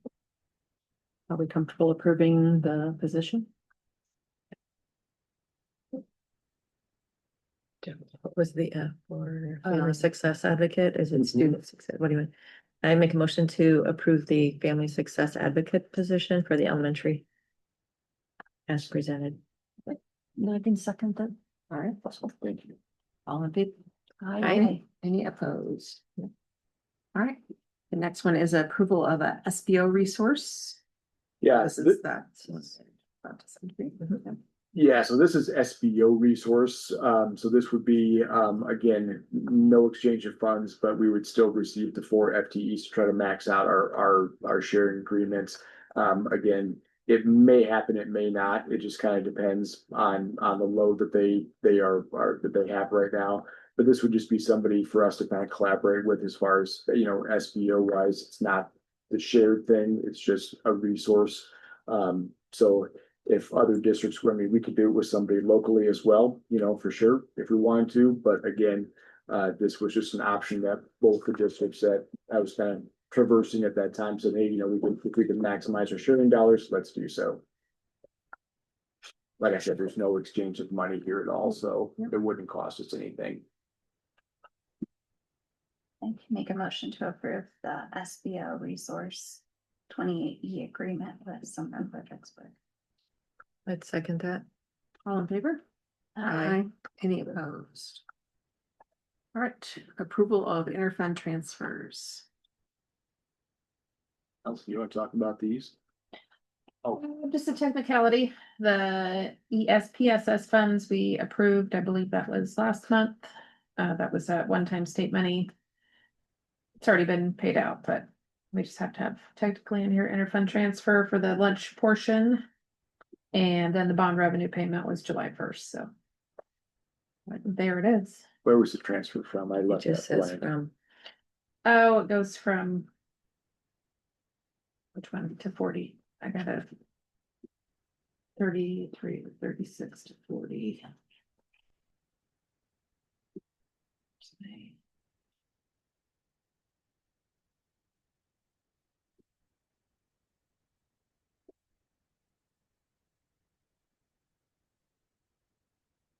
33 to 40.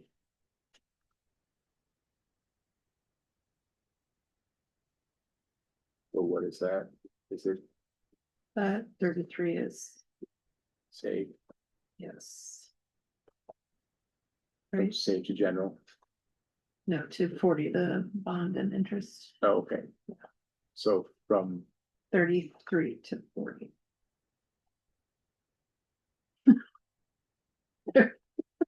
33 is the. Which one is that? I always get 33 and 36 mixed around. Save. I think 36 is safe. 33 is. Bethel, right? I think so. Yeah. Yeah. I'll find out for sure. I don't have all the I'll codes find, yet. I'll put You it don't in have the codes correctly in my, memorized? in my minutes. From Pepple to general or to bond. Bond, Okay, got it. Got it. sorry. Got it. Ask Janine, I ask her all the time because she has a note out there. I'm like, which one is it? Okay. So can I get a motion to approve the interfund transfers? I'll make a motion to approve as presented. And can I get a second? I can second. All right, all in favor? Aye. Any opposed? Okay, next we move on to the approval for the Laurel Elementary bid for gym painting. Yes, so the first bid that we had, we have not been able to get a hold of the person. So we're just not really gonna honor that, apparently because they're kind of in violation of that. So basically, we're just gonna say that, we're gonna accept this Bill Riley, painting bid for $11,300. And he's guaranteed that the job will be complete before the school year starts. So I think it's a little bit more than the first bid that we had, which was, I think, for around 8,000 or 9,000 according to Todd Dobson. But this is a little bit more, but because the other person's not gonna do the work, then we can go ahead and find somebody else to do this. I'll make a motion, present, or to accept the presented bid for painting the elementary. Second. All in favor? Aye. Any opposed? All right, so the next one is approval of issuing the high school boiler room modifications for competitive quote. Yeah, I'm sorry, this was another one that I thought was saved, but apparently it was not. So essentially, all this is it just kind of has it's just a long, basically thing that says that we're gonna allow FEH to to get bids on fixing those boiler room walls and electrical right now. We know it's gonna exceed $10,000, but before they can put this out on their like listservs for, contractors. We just have to have it in our board notes that the board's gonna approve this work. So essentially, I think if you click on that link there, you can kind of see a little bit of what the project is kind of entailing. Essentially, we've got some walls that are kind of falling down. We've got some roof aspects that are leaking water into that ramp. So all of this just really needs to get taken care of, probably as soon as humanly possible, I guess, to say it in no other way. So yeah, once we approve this, Tyler will go out and start getting bids for this, to get that work done.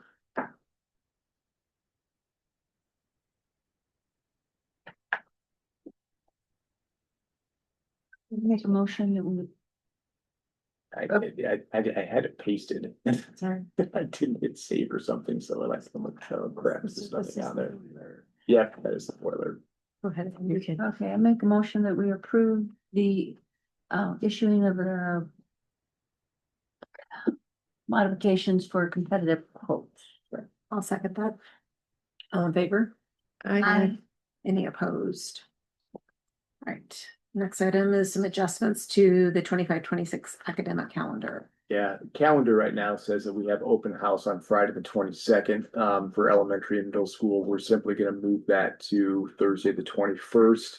And then on Wednesday, January 7th, that should be a regular school day, not an early out.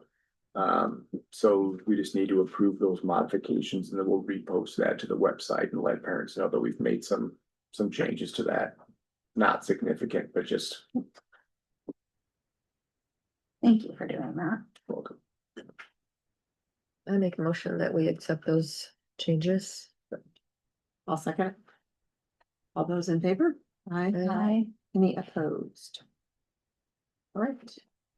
The next item is the approval of the board working session that we had for vision and values. 7/16. Oh, we've got that 28E agreement that we moved to the agenda. Oh, yeah, piece. yeah, for okay. the so, action yeah, you moved items. it up. Yep. I see. Oh, you Okay. moved it up, Yep. okay. Yep, I just added that in there. So that Sounds good. 28E agreement for that HR payroll piece that we had in the, when we made the motion to amend the agenda. Yep, agreed. Got it.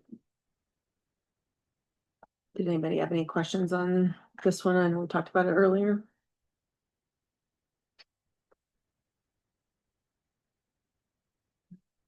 Somebody like to make a motion to I make a this might have motion, been before you got here, Liz, but yeah, I read the contract. okay. So, I make a motion that we accept the 2080 sharing agreement for HR position. I can second that. All right, all in favor? Aye. Any opposed? Okay, now it can go to the board working session.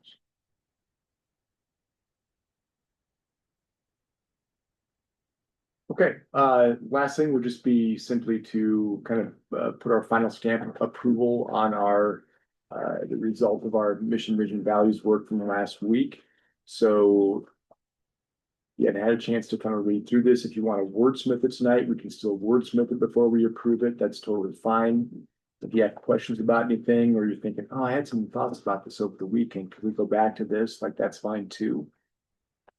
The only thing I had was, do we want the first statement, do we need to say under values to foster trust, or do we just say the East Marshall School Board is committed to the following? Because we kind of talk about, I mean, if we build integrity or show integrity, respect, provide transparency, gratitude, and advocacy. I mean, are those all for building, fostering trust? I don't know. Not sure I love how that's We could just say, East Marshall School Board's committed to. yeah, you could leave that piece out. That's totally Anybody? fine. Yeah. I'd be okay with that. Cause I think it's already implied in the other Right. things that we say. It's kind of like how we had that conversation about what's the result of this. Mhm.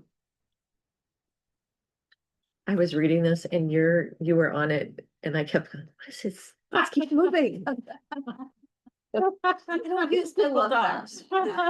What is happening? Was that this weekend or something? Yes, yes. Then I was like, Kevin Sini, what is he doing? What is he doing? He's on my computer. Oh, that's funny. Well, I assure you, I wasn't on your computer. Okay. But I might have been looking at the document. for Oh, sure. well, it Yeah, said you were. For sure.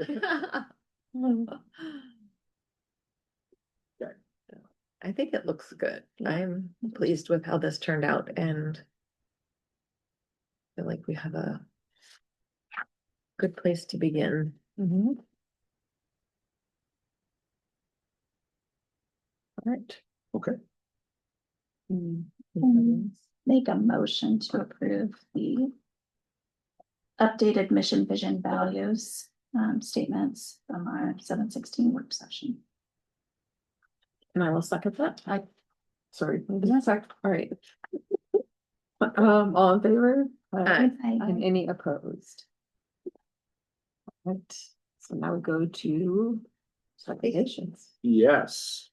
So, Mr. Shomo and I met.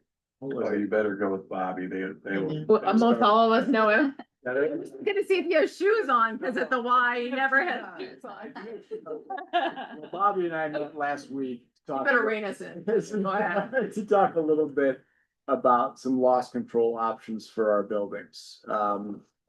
You know, and I was pretty open with him that the reason that I was asking for this to be done was because, you know, if there's something out there to kind of help us with our purpose in terms of our facilities projects, to come back to your public and say, hey, you know, this building's not insurable or may not be insurable, based on our assessment. So I reached out to him, but he had some different options for us, which I think were good after we discussed these. So he said, I would love to come do a 45-minute to an hour presentation for you guys on Monday night. And I said, I'd love to have you. Don't worry, you're not staying that long. What was it? Is that the way I said it? Was it- I might remember I that. think meeting. you told me 10 minutes an hour, I think is what you told me. So, Much for that. Okay. you wanna be careful giving me extra time. Please don't. Andrea, no, that goes on. You'll take it. Okay, well, that's, However much time you want, so. yeah.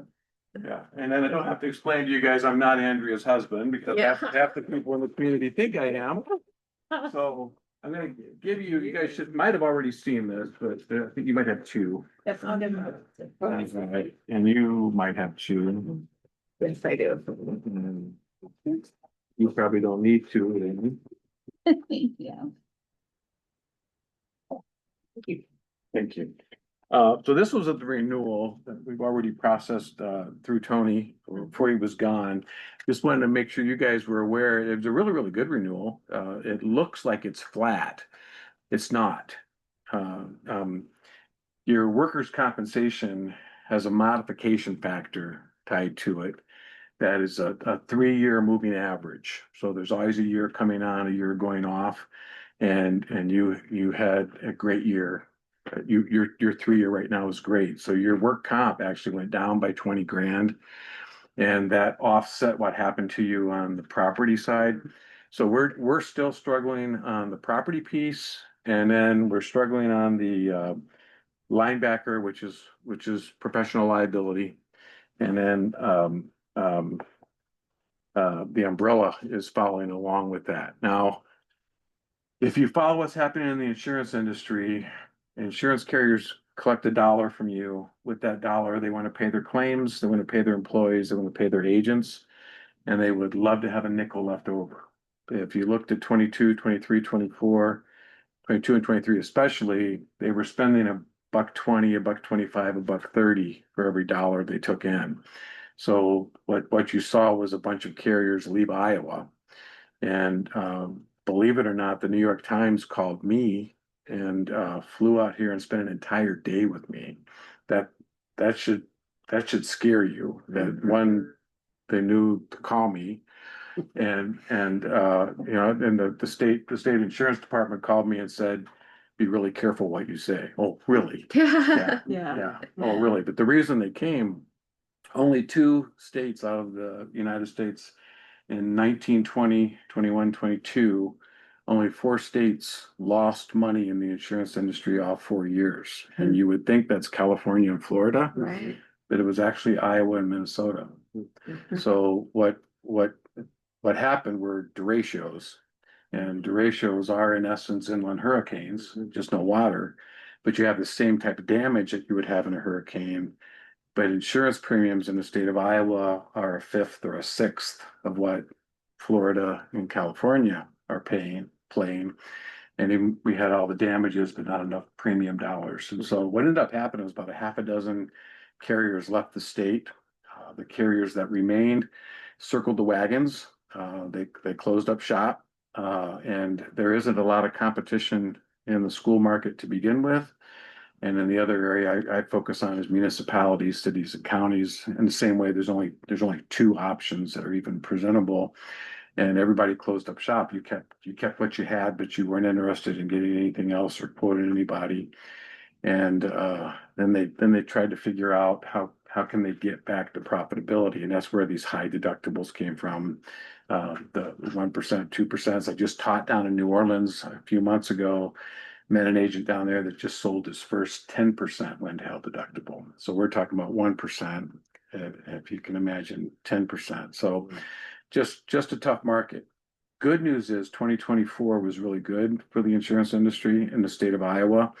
And EMC, for example, ended up at a 0.98, which is profitable. And that's a huge change. So I think we're getting to a saturation point with property rates. I think it's going to start to stabilize. We just have to get hammered this year. And the good news is we have a nice work comp policy that offsets what happened to you. So the renewal looks flat. Although if you divided it between the property and casualty and the work comp, you would certainly understand that it's not flat. Other areas just to be aware of, we track now something we call nuclear verdicts, and that's the professional liability claims and liability claims that are now being settled in excess of $10 million. And that's kind of scary that we're tracking how many of those there are. So understand you carry a $2 million layer, your general liability starts at 2, EMC has a $3 million layer, which takes you to 5. And you buy an additional $5 million layer, which gets you to 10. But I want you to be aware we're tracking claims that are in excess of 10. So Jester offers us another layer that will get you from 10 to 15, and then now a new layer that will get you from 15 to 20. I'm not trying to make you insurance poor, but I am trying to make sure you're aware that these nuclear, and now we're even tracking mega nuclear, which are verdicts in excess of $100 million. So understand we're carrying 10. You can ask me, is it enough? For 99.9% of the claims, it's enough. And will you be the district that has the claim that's in excess of that? I don't know that. Probably not. But I always want to start selling insurance from a catastrophic loss perspective. It could be you, just like with life insurance. You could be the statistic. You could be the person that dies early, even though most of us won't. So just know that those are out there. If you wanted to consider a layer that would take you to 15 and a layer that would take you to 20, you're probably going to ask me premium wise, and I would guess the next 5 would probably be $3,000 to $4,000. Obviously, the extra layers you add, the odds of hitting those are very unlikely, and so the premium reflects the fact that you probably won't get there. You're carrying $2 million on cyber liability. That sounds like a really big number as well, and it is a great number until you get hacked. And then I can't tell you how big a claim might be. It depends on how good your backup systems are. Can you start over? You got everything stored off site. You can just basically throw out all your technology, start over. That's not that expensive, but you probably also witnessed what happened to Des Moines Public, and that was a very horrible claim. So you have threes available, an additional $1 million if you want it. I'm not nearly as concerned about the cyber limit as I am the excess liability limit. $2 million is for the district this side is probably sufficient, but I do want you to know that the $3 million is also available. Last year and the year before, I sold you what was called a deductible buy down policy. So that was you got stuck with the 1% wind hail deductible. When the tornado struck Marshalltown, I insured the county. My deductible for the courthouse was $10,000, and my claim was $44 million. Today, the county courthouse is insured at $60 million with a 2% wind hail deductible. So it was a $10,000 deductible, is now a $1.2 million deductible. So we've had to go buy a very expensive deductible buy down policy. Not that the county couldn't shoulder one claim, but there's no guarantee it won't be 2 or 3. And you the same way, thinking about a $500,000, which when we add your elementary, your middle and high school, you're well over $50 million of property value. 1% of that puts you over $500,000. That would be a huge hit. And then you also can't guarantee that there would just be one of those. There could be 2. So we went out to the market, and it was an excess market out of London, and offered that to you. Janelle, who is the head of Jester Insurance now, and is the MGA. So she's a layer that sits between me, the agent, and EMC, the insurance company. She helps to write policy form, claims, pricing, et cetera. They've done a great job. I do 6 different districts, so I did a great relationship with Jester. They were able to use their ability to talk to all the districts to find a way to offer you a product that isn't insurance. It's actually, we're all going to pony up some money. We're going to set the money over here, and it's going to represent all the schools in the state, and where the losses are, they will get the claims. Did a really good job of looking at all the actuarial data for losses in the past to set premiums. And then just in case you have one of those crazy years again where losses are really, really bad, they bought an insurance policy that sits over the top of that. to protect. So, it takes away a policy I sold to you, and it costs me money, with the districts I sold something to. But very, very clearly, very, very easy for me to be a cheerleader and get behind this because it saves the district's money and it gives the districts better protection. So where I would have sold you a policy that would have covered your middle school and your high school, this covers all of your buildings that are above $500,000. So we add the elementary school too. This also covers your personal property, and it also covers property in the open, which becomes your track and bleachers and fences and lighting and all that. So it expands what's covered in the event of a catastrophic loss, and it's a good deal. The other thing that should happen is we could have a couple good years of loss history. That money earns interest, and if it's not all used, it'll reduce the amount you pay for that coverage in coming years. 83% of the schools that are with EMC signed up to be a part of this, and I expect some of that 17% that didn't to come on in year 2, but it's a really, really good thing, okay? What I really came to talk to you about were loss control recommendations. Any questions on the renewal, anybody? Yeah, I'm just gonna have you take one of these and pass. Same way. Review two.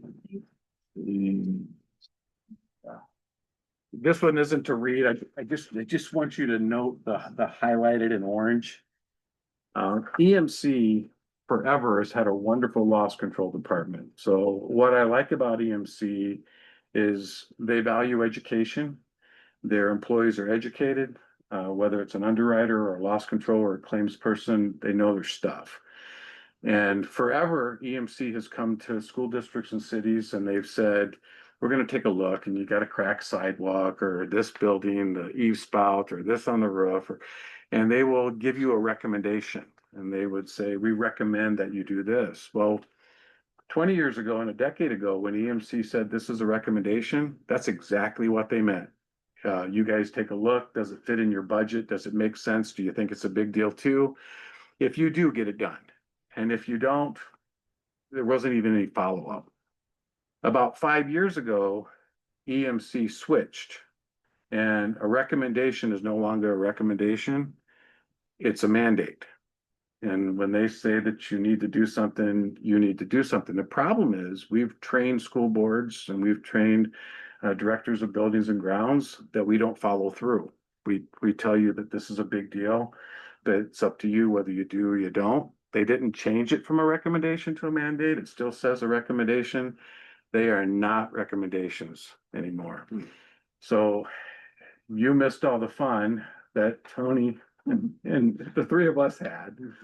So come the middle of May, I get notice from EMC that we have not taken care of loss control recommendations for the middle school and the high school. And that EMC plans to non-renew those two buildings. You're not going to have any insurance coverage on the middle school and the high school. I'm 45 days from the renewal. That's not where I want to be.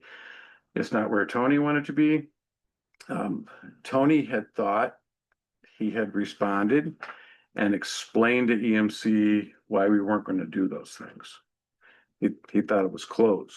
And it wasn't closed, and we got ducks in a row really, really quickly. Academy Roofing came in and did an amazing job, but it was June 2nd, I think, when we submitted the middle school pictures and estimate for repairs, and repairs were completed, and Academy Roofing gave us a great narrative. So probably the second week of June before I got the go from EMC that the middle school and the high school were going to be back on the renewal. That's not where I want to be, and that's not where you want to be. The next question that they have for Academy Roofing is what does the age of the roof and condition of the roof look like for the future? So I've sent an email that I've carboned these guys in on. asking Academy Roofing if they can give me a reasonable idea of life expectancy for the middle school and the high school roofs. I sent a second email that doesn't include you guys or EMC that says try to be as generous with that number as you can possibly be with me. I can't say that in the email that EMC is going to get back, but I'd like them to be as generous, because what I expect EMC is going to do with that number is they're gonna say East Marshall Schools either replaces those roofs prior to that expiration date, or they're gonna come back to me again and say no coverage for the middle school and the high school. And those are fairly significant six-digit numbers just to have to roof those two buildings. It'd be really, really expensive. I would say passing a bond issue would be a much better long-term alternative than that. So last year is the first year that I had municipalities have buildings that had been insured in previous years that EMC refused to offer coverage for on the renewal. I haven't had it on a school yet, but you were almost my statistic. Now, Marshalltown wasn't far behind you. Marshalltown had some work on a couple of their schools that we were a little bit ahead. We got it wrapped up a little, but it was also a much bigger number. But yeah, I don't want to be in a 3 to 4 week scenario again where we're contemplating having to go through a catastrophic loss with no coverage. So the age of the buildings, you are only going to be able to do so much with those buildings to satisfy EMC into the future. I would have guessed that they would have come back to me and said, since they're not, the updates we asked for are not done, we're going to move it to an actual cash value rather than replacement cost. And they did not. They dug their heels in and said, we will not offer renewal terms at all. I do the new agent training for EMC. So I'm personal friends with the Des Moines branch president for EMC. And I called Tanya personally and said, please make this go away. And it wasn't going away. The only way it was going away, we got Academy Roofing in here and got the updates done. So the age and condition of your buildings are significant, and we're probably heading towards a date in the future where the insurability of one or more of them could be put at risk.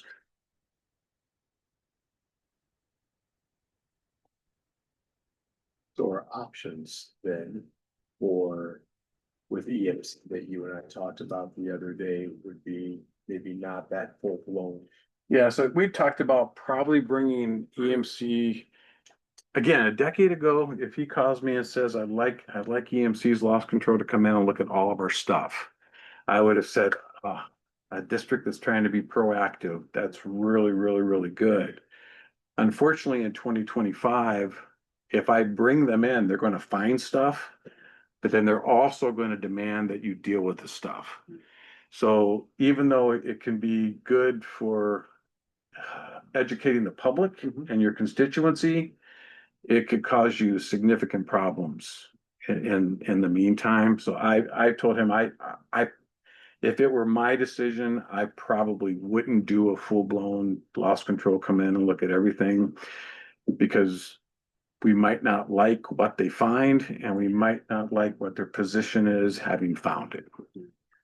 That makes me nervous. Yep. Now, can we do some smaller scale type things? Yeah, we've talked about some smaller scale things we can do, or where we can take a look at rooms that we might be worried about a mold exposure or air quality. We can do those type of things, but I would probably avoid, like the plague, trying to do a whole building at this point.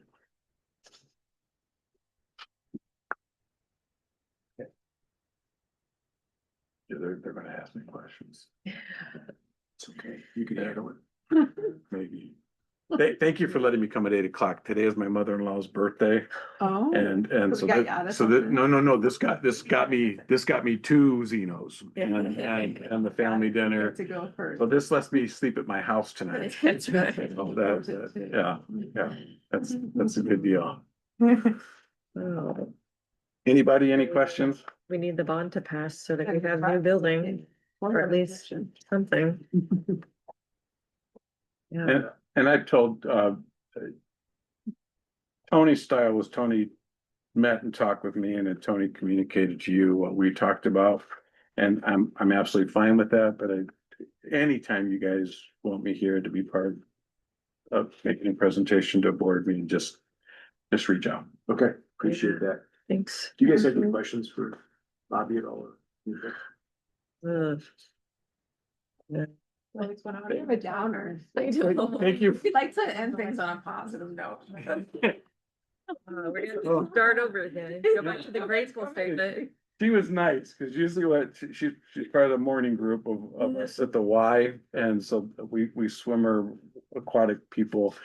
End up saying stupid things like, oh, I didn't recognize you with your clothes on. Yeah. Yeah, and you left it at the shoot. Yeah, that has been So said. we see each other in swimsuits, Yeah. every morning, so, Yeah, right, Yeah. exactly. yeah. So will EMC be reaching out to us about like the mold air quality or? You were going to give me a list of potential rooms. That's right. Yeah, but I've not reached out to them yet, but Yep, no problem. after I reach out to them. Yep. Got it. They will reach Perfect. back. Okay, yep. All right. Thank you, Bonnie. Thank you. Yeah. Good night, everybody. Have a good one. Good night.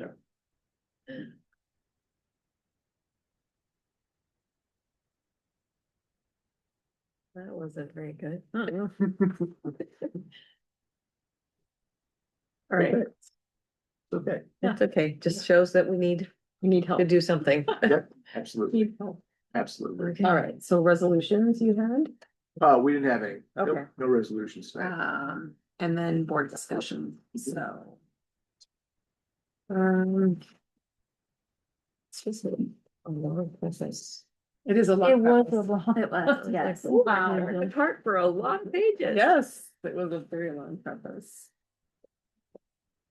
Yeah, I took some notes, but again, you guys might have had stuff that stuck out to you as well, but I thought a lot of it was very in line with what we're trying to do right now, so I thought that was a good thing. I felt like there was one specific thing I really called out, but. Yeah.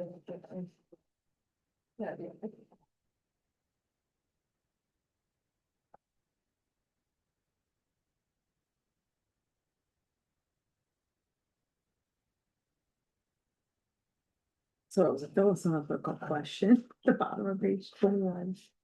How do you inspire change and foster trust within an organization when collaboration is lacking, the culture is fractured, and trust is virtually non-existent?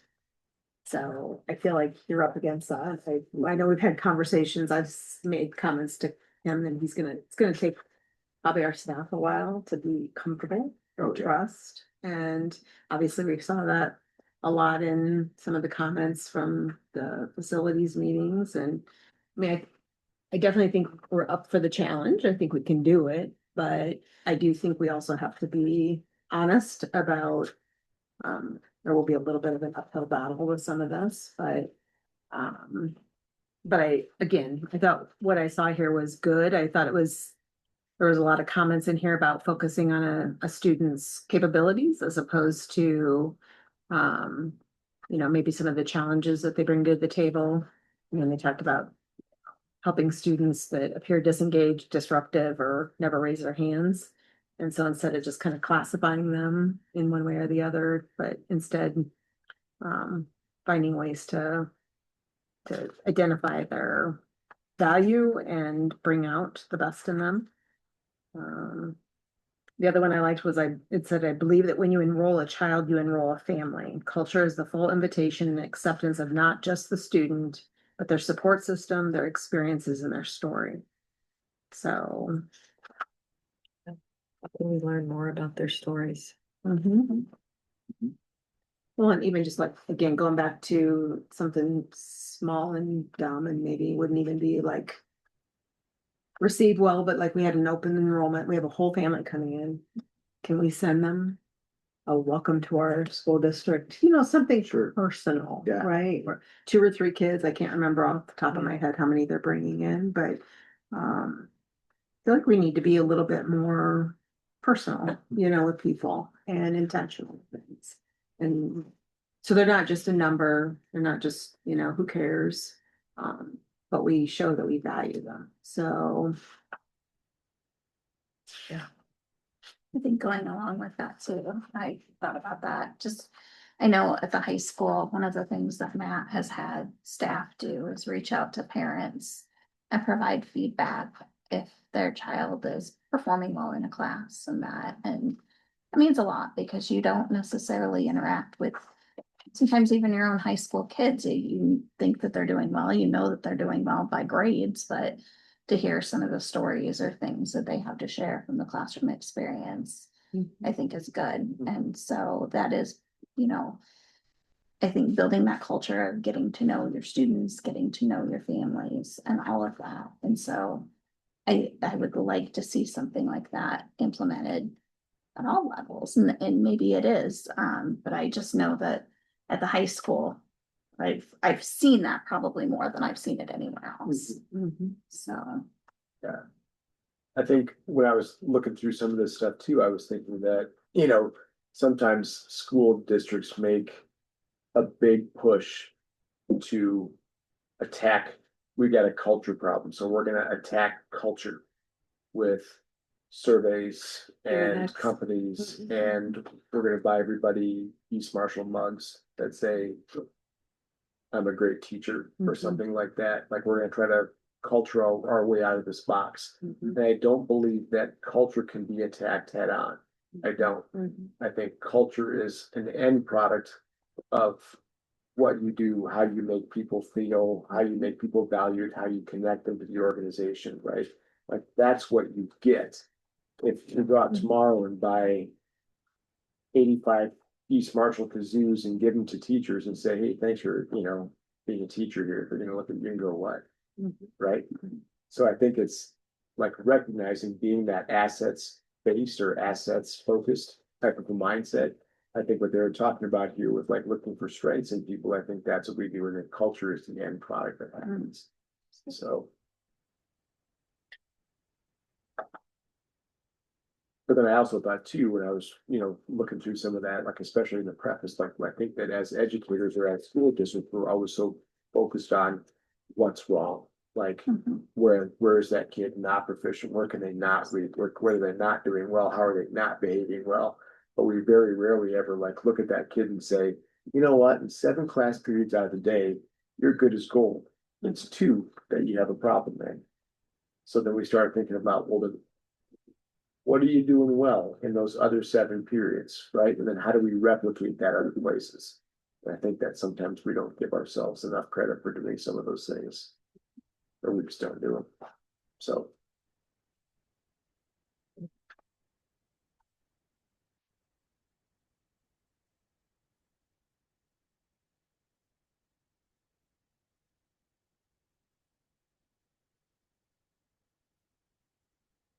Anything else?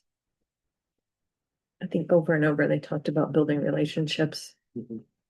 So really important.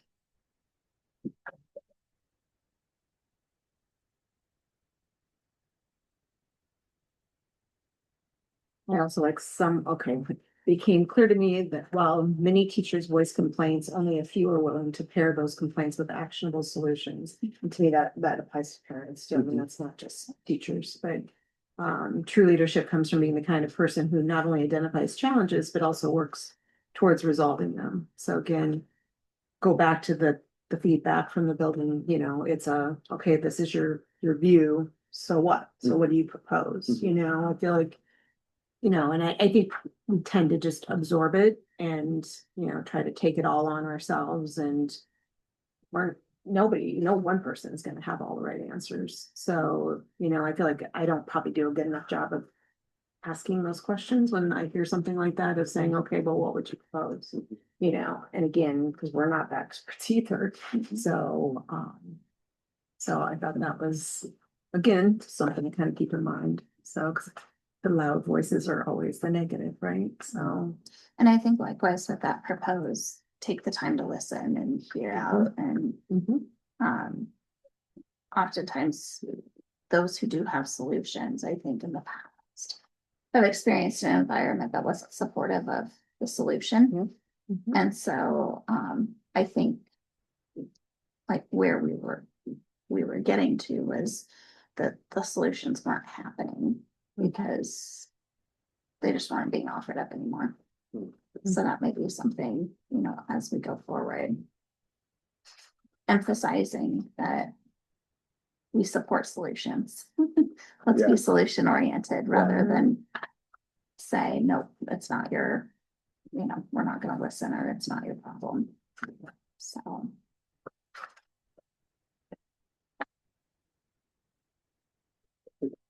Andrea, I'm like you, I got through the preface, I did not get through the first chapter, I'm sorry. So, I'm just gonna be. Well, I Very said I signed up for chapter one, so I'm like, Yeah. whoa, do I have to do the preface and the? So now I've got I one was and tricked. two that- Here's the other thing, is I read backwards. Oh, So I read the end of the chapter first because I don't like surprises. you're So funny. That's I will hilarious. start at This the is end, something I figure love out about what am you. I reading to, and then I go back and read the beginning. That's funny. I've done it forever. Probably Cliff Notes out there, people. I know. See, I think that's what taught me to do that was like when I was with Family Masters and Had to get to the punch. had to yeah. get to the end of what I'm trying to do. Is there anything on this topic or any other topic? Because this is really just our open board discussion item, so. We could, because I did not get the books out to the principals, I'm sorry. That's okay. But They've sort of been out. what, Well, yeah, and we didn't really say when, no, it's okay, because we could come back to chapter one Yep, too, that in sounds fine. September if you wanted to, after we Yep. give. done. So are we thinking that the principals will engage in this conversation? Yeah, with I us thought at the that would board be meetings? nice. Perfect. It'd be nice Okay. to actually hear them speak, which, Yep. and Yeah. so. Absolutely. So we'll do chapter one. in Yeah. September.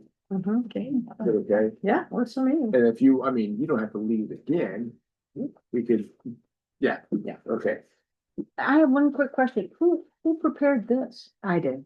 Bless your heart. Bless your heart. But boy, you're setting the bar high, because wow. Well, yeah, it may not happen that way all the time. So there you go.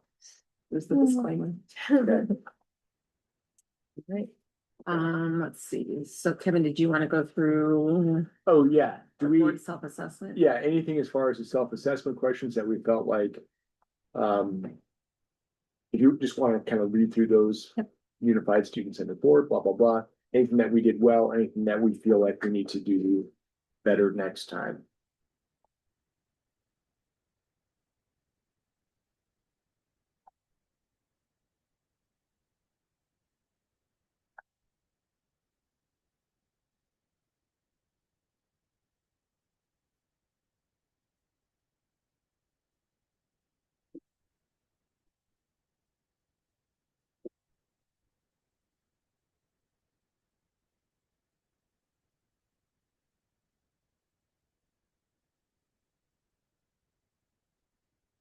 What is one thing we did well as a board tonight? And the one thing we could do better at our next meeting? I think our discussion and having the presentation, the agenda, the material available on the board, having it recorded helps and is moving us more towards transparency and accessibility for those that can't make it here.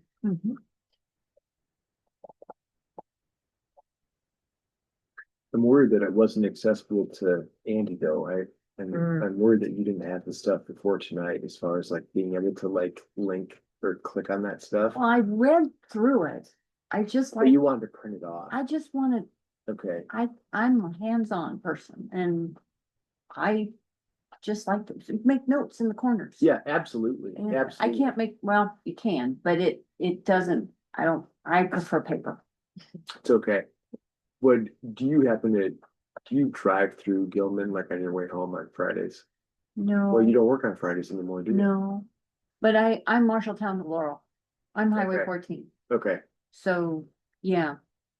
I was just trying to think of a way, so next meeting that we'll have in August will actually be Wednesday, right? So it'll Right, be we'll start on the- Wednesday, oh yeah, next month. Wednesday, the 21st, is that it? That's how it- 20th. It's the 20th, because Oh. the 20th. moved the open house to Thursday. the 20th. Yep, so it'll be Wednesday, the 20th. I was just trying to think, Andy, like, is there a way I could get you like that, like a printed copy of the board packet on Friday? Like And it's just, afternoon? cause I can get on here and read it all. Yeah, It's just yeah, some of the attachments yep, I like to print off and not all of them. sure, Just so you can, fax them to me at work, okay, but I would have to let you know which ones, and I usually don't read this till Sunday. okay. And But if so, we- but now if I have till Wednesday, We could touch base on Monday too. yes, I can let you know on Monday what could Yeah. I have you just Yeah, or fax it to me. okay, okay, You have a fax here, right? I believe so. Mhm. Yep. Okay. Yeah. Yes, we do. Yes, and it might not be anything, but it just depends on what's coming through on that. For that month. Okay. I just wanna look at again. Sure. And make notes on. Sure, that's okay. And usually I've been able to print stuff off. I've always been able to just print it off, but it's Well, not people letting me just- now. Do a PDF, like scan, email them to them. Yeah, oh, absolutely. Yeah, and then she could just print whatever pages she wants. Yeah. That would, yes, if I could just. Open it up and quick print. Here we go. So some things you could print and some things you Nothing. couldn't. I couldn't get anything to print. You couldn't get anything. I couldn't get any of these You things bet. to open up, and I even tried to cut and paste and save it to a Word doc and it wouldn't even open it. It wouldn't. Oh, okay, I'm sorry. No, it's okay. It's somebody's just not talking to somebody else. It's okay. It's okay. Okay. Okay, I appreciate that, but yeah, whatever that suggestion was, if I could just put it in PDF, I can pull that over and print it. okay. Sounds good. Okay. Thank you. Anything with some of those smaller approvals for like parking lot and stuff, would you rather see that in the consent agenda just as one thing? If it's under $10,000, would you rather just kind of say, hey, these are okay, we can do these? Or are separate action? I've just always done them as separate action items. We don't have to though. If you feel like, oh my gosh, all we're gonna be doing is approving dollars to spend on these projects, and we can move those things that are below my threshold up to the consent agenda, if you'd rather do that too.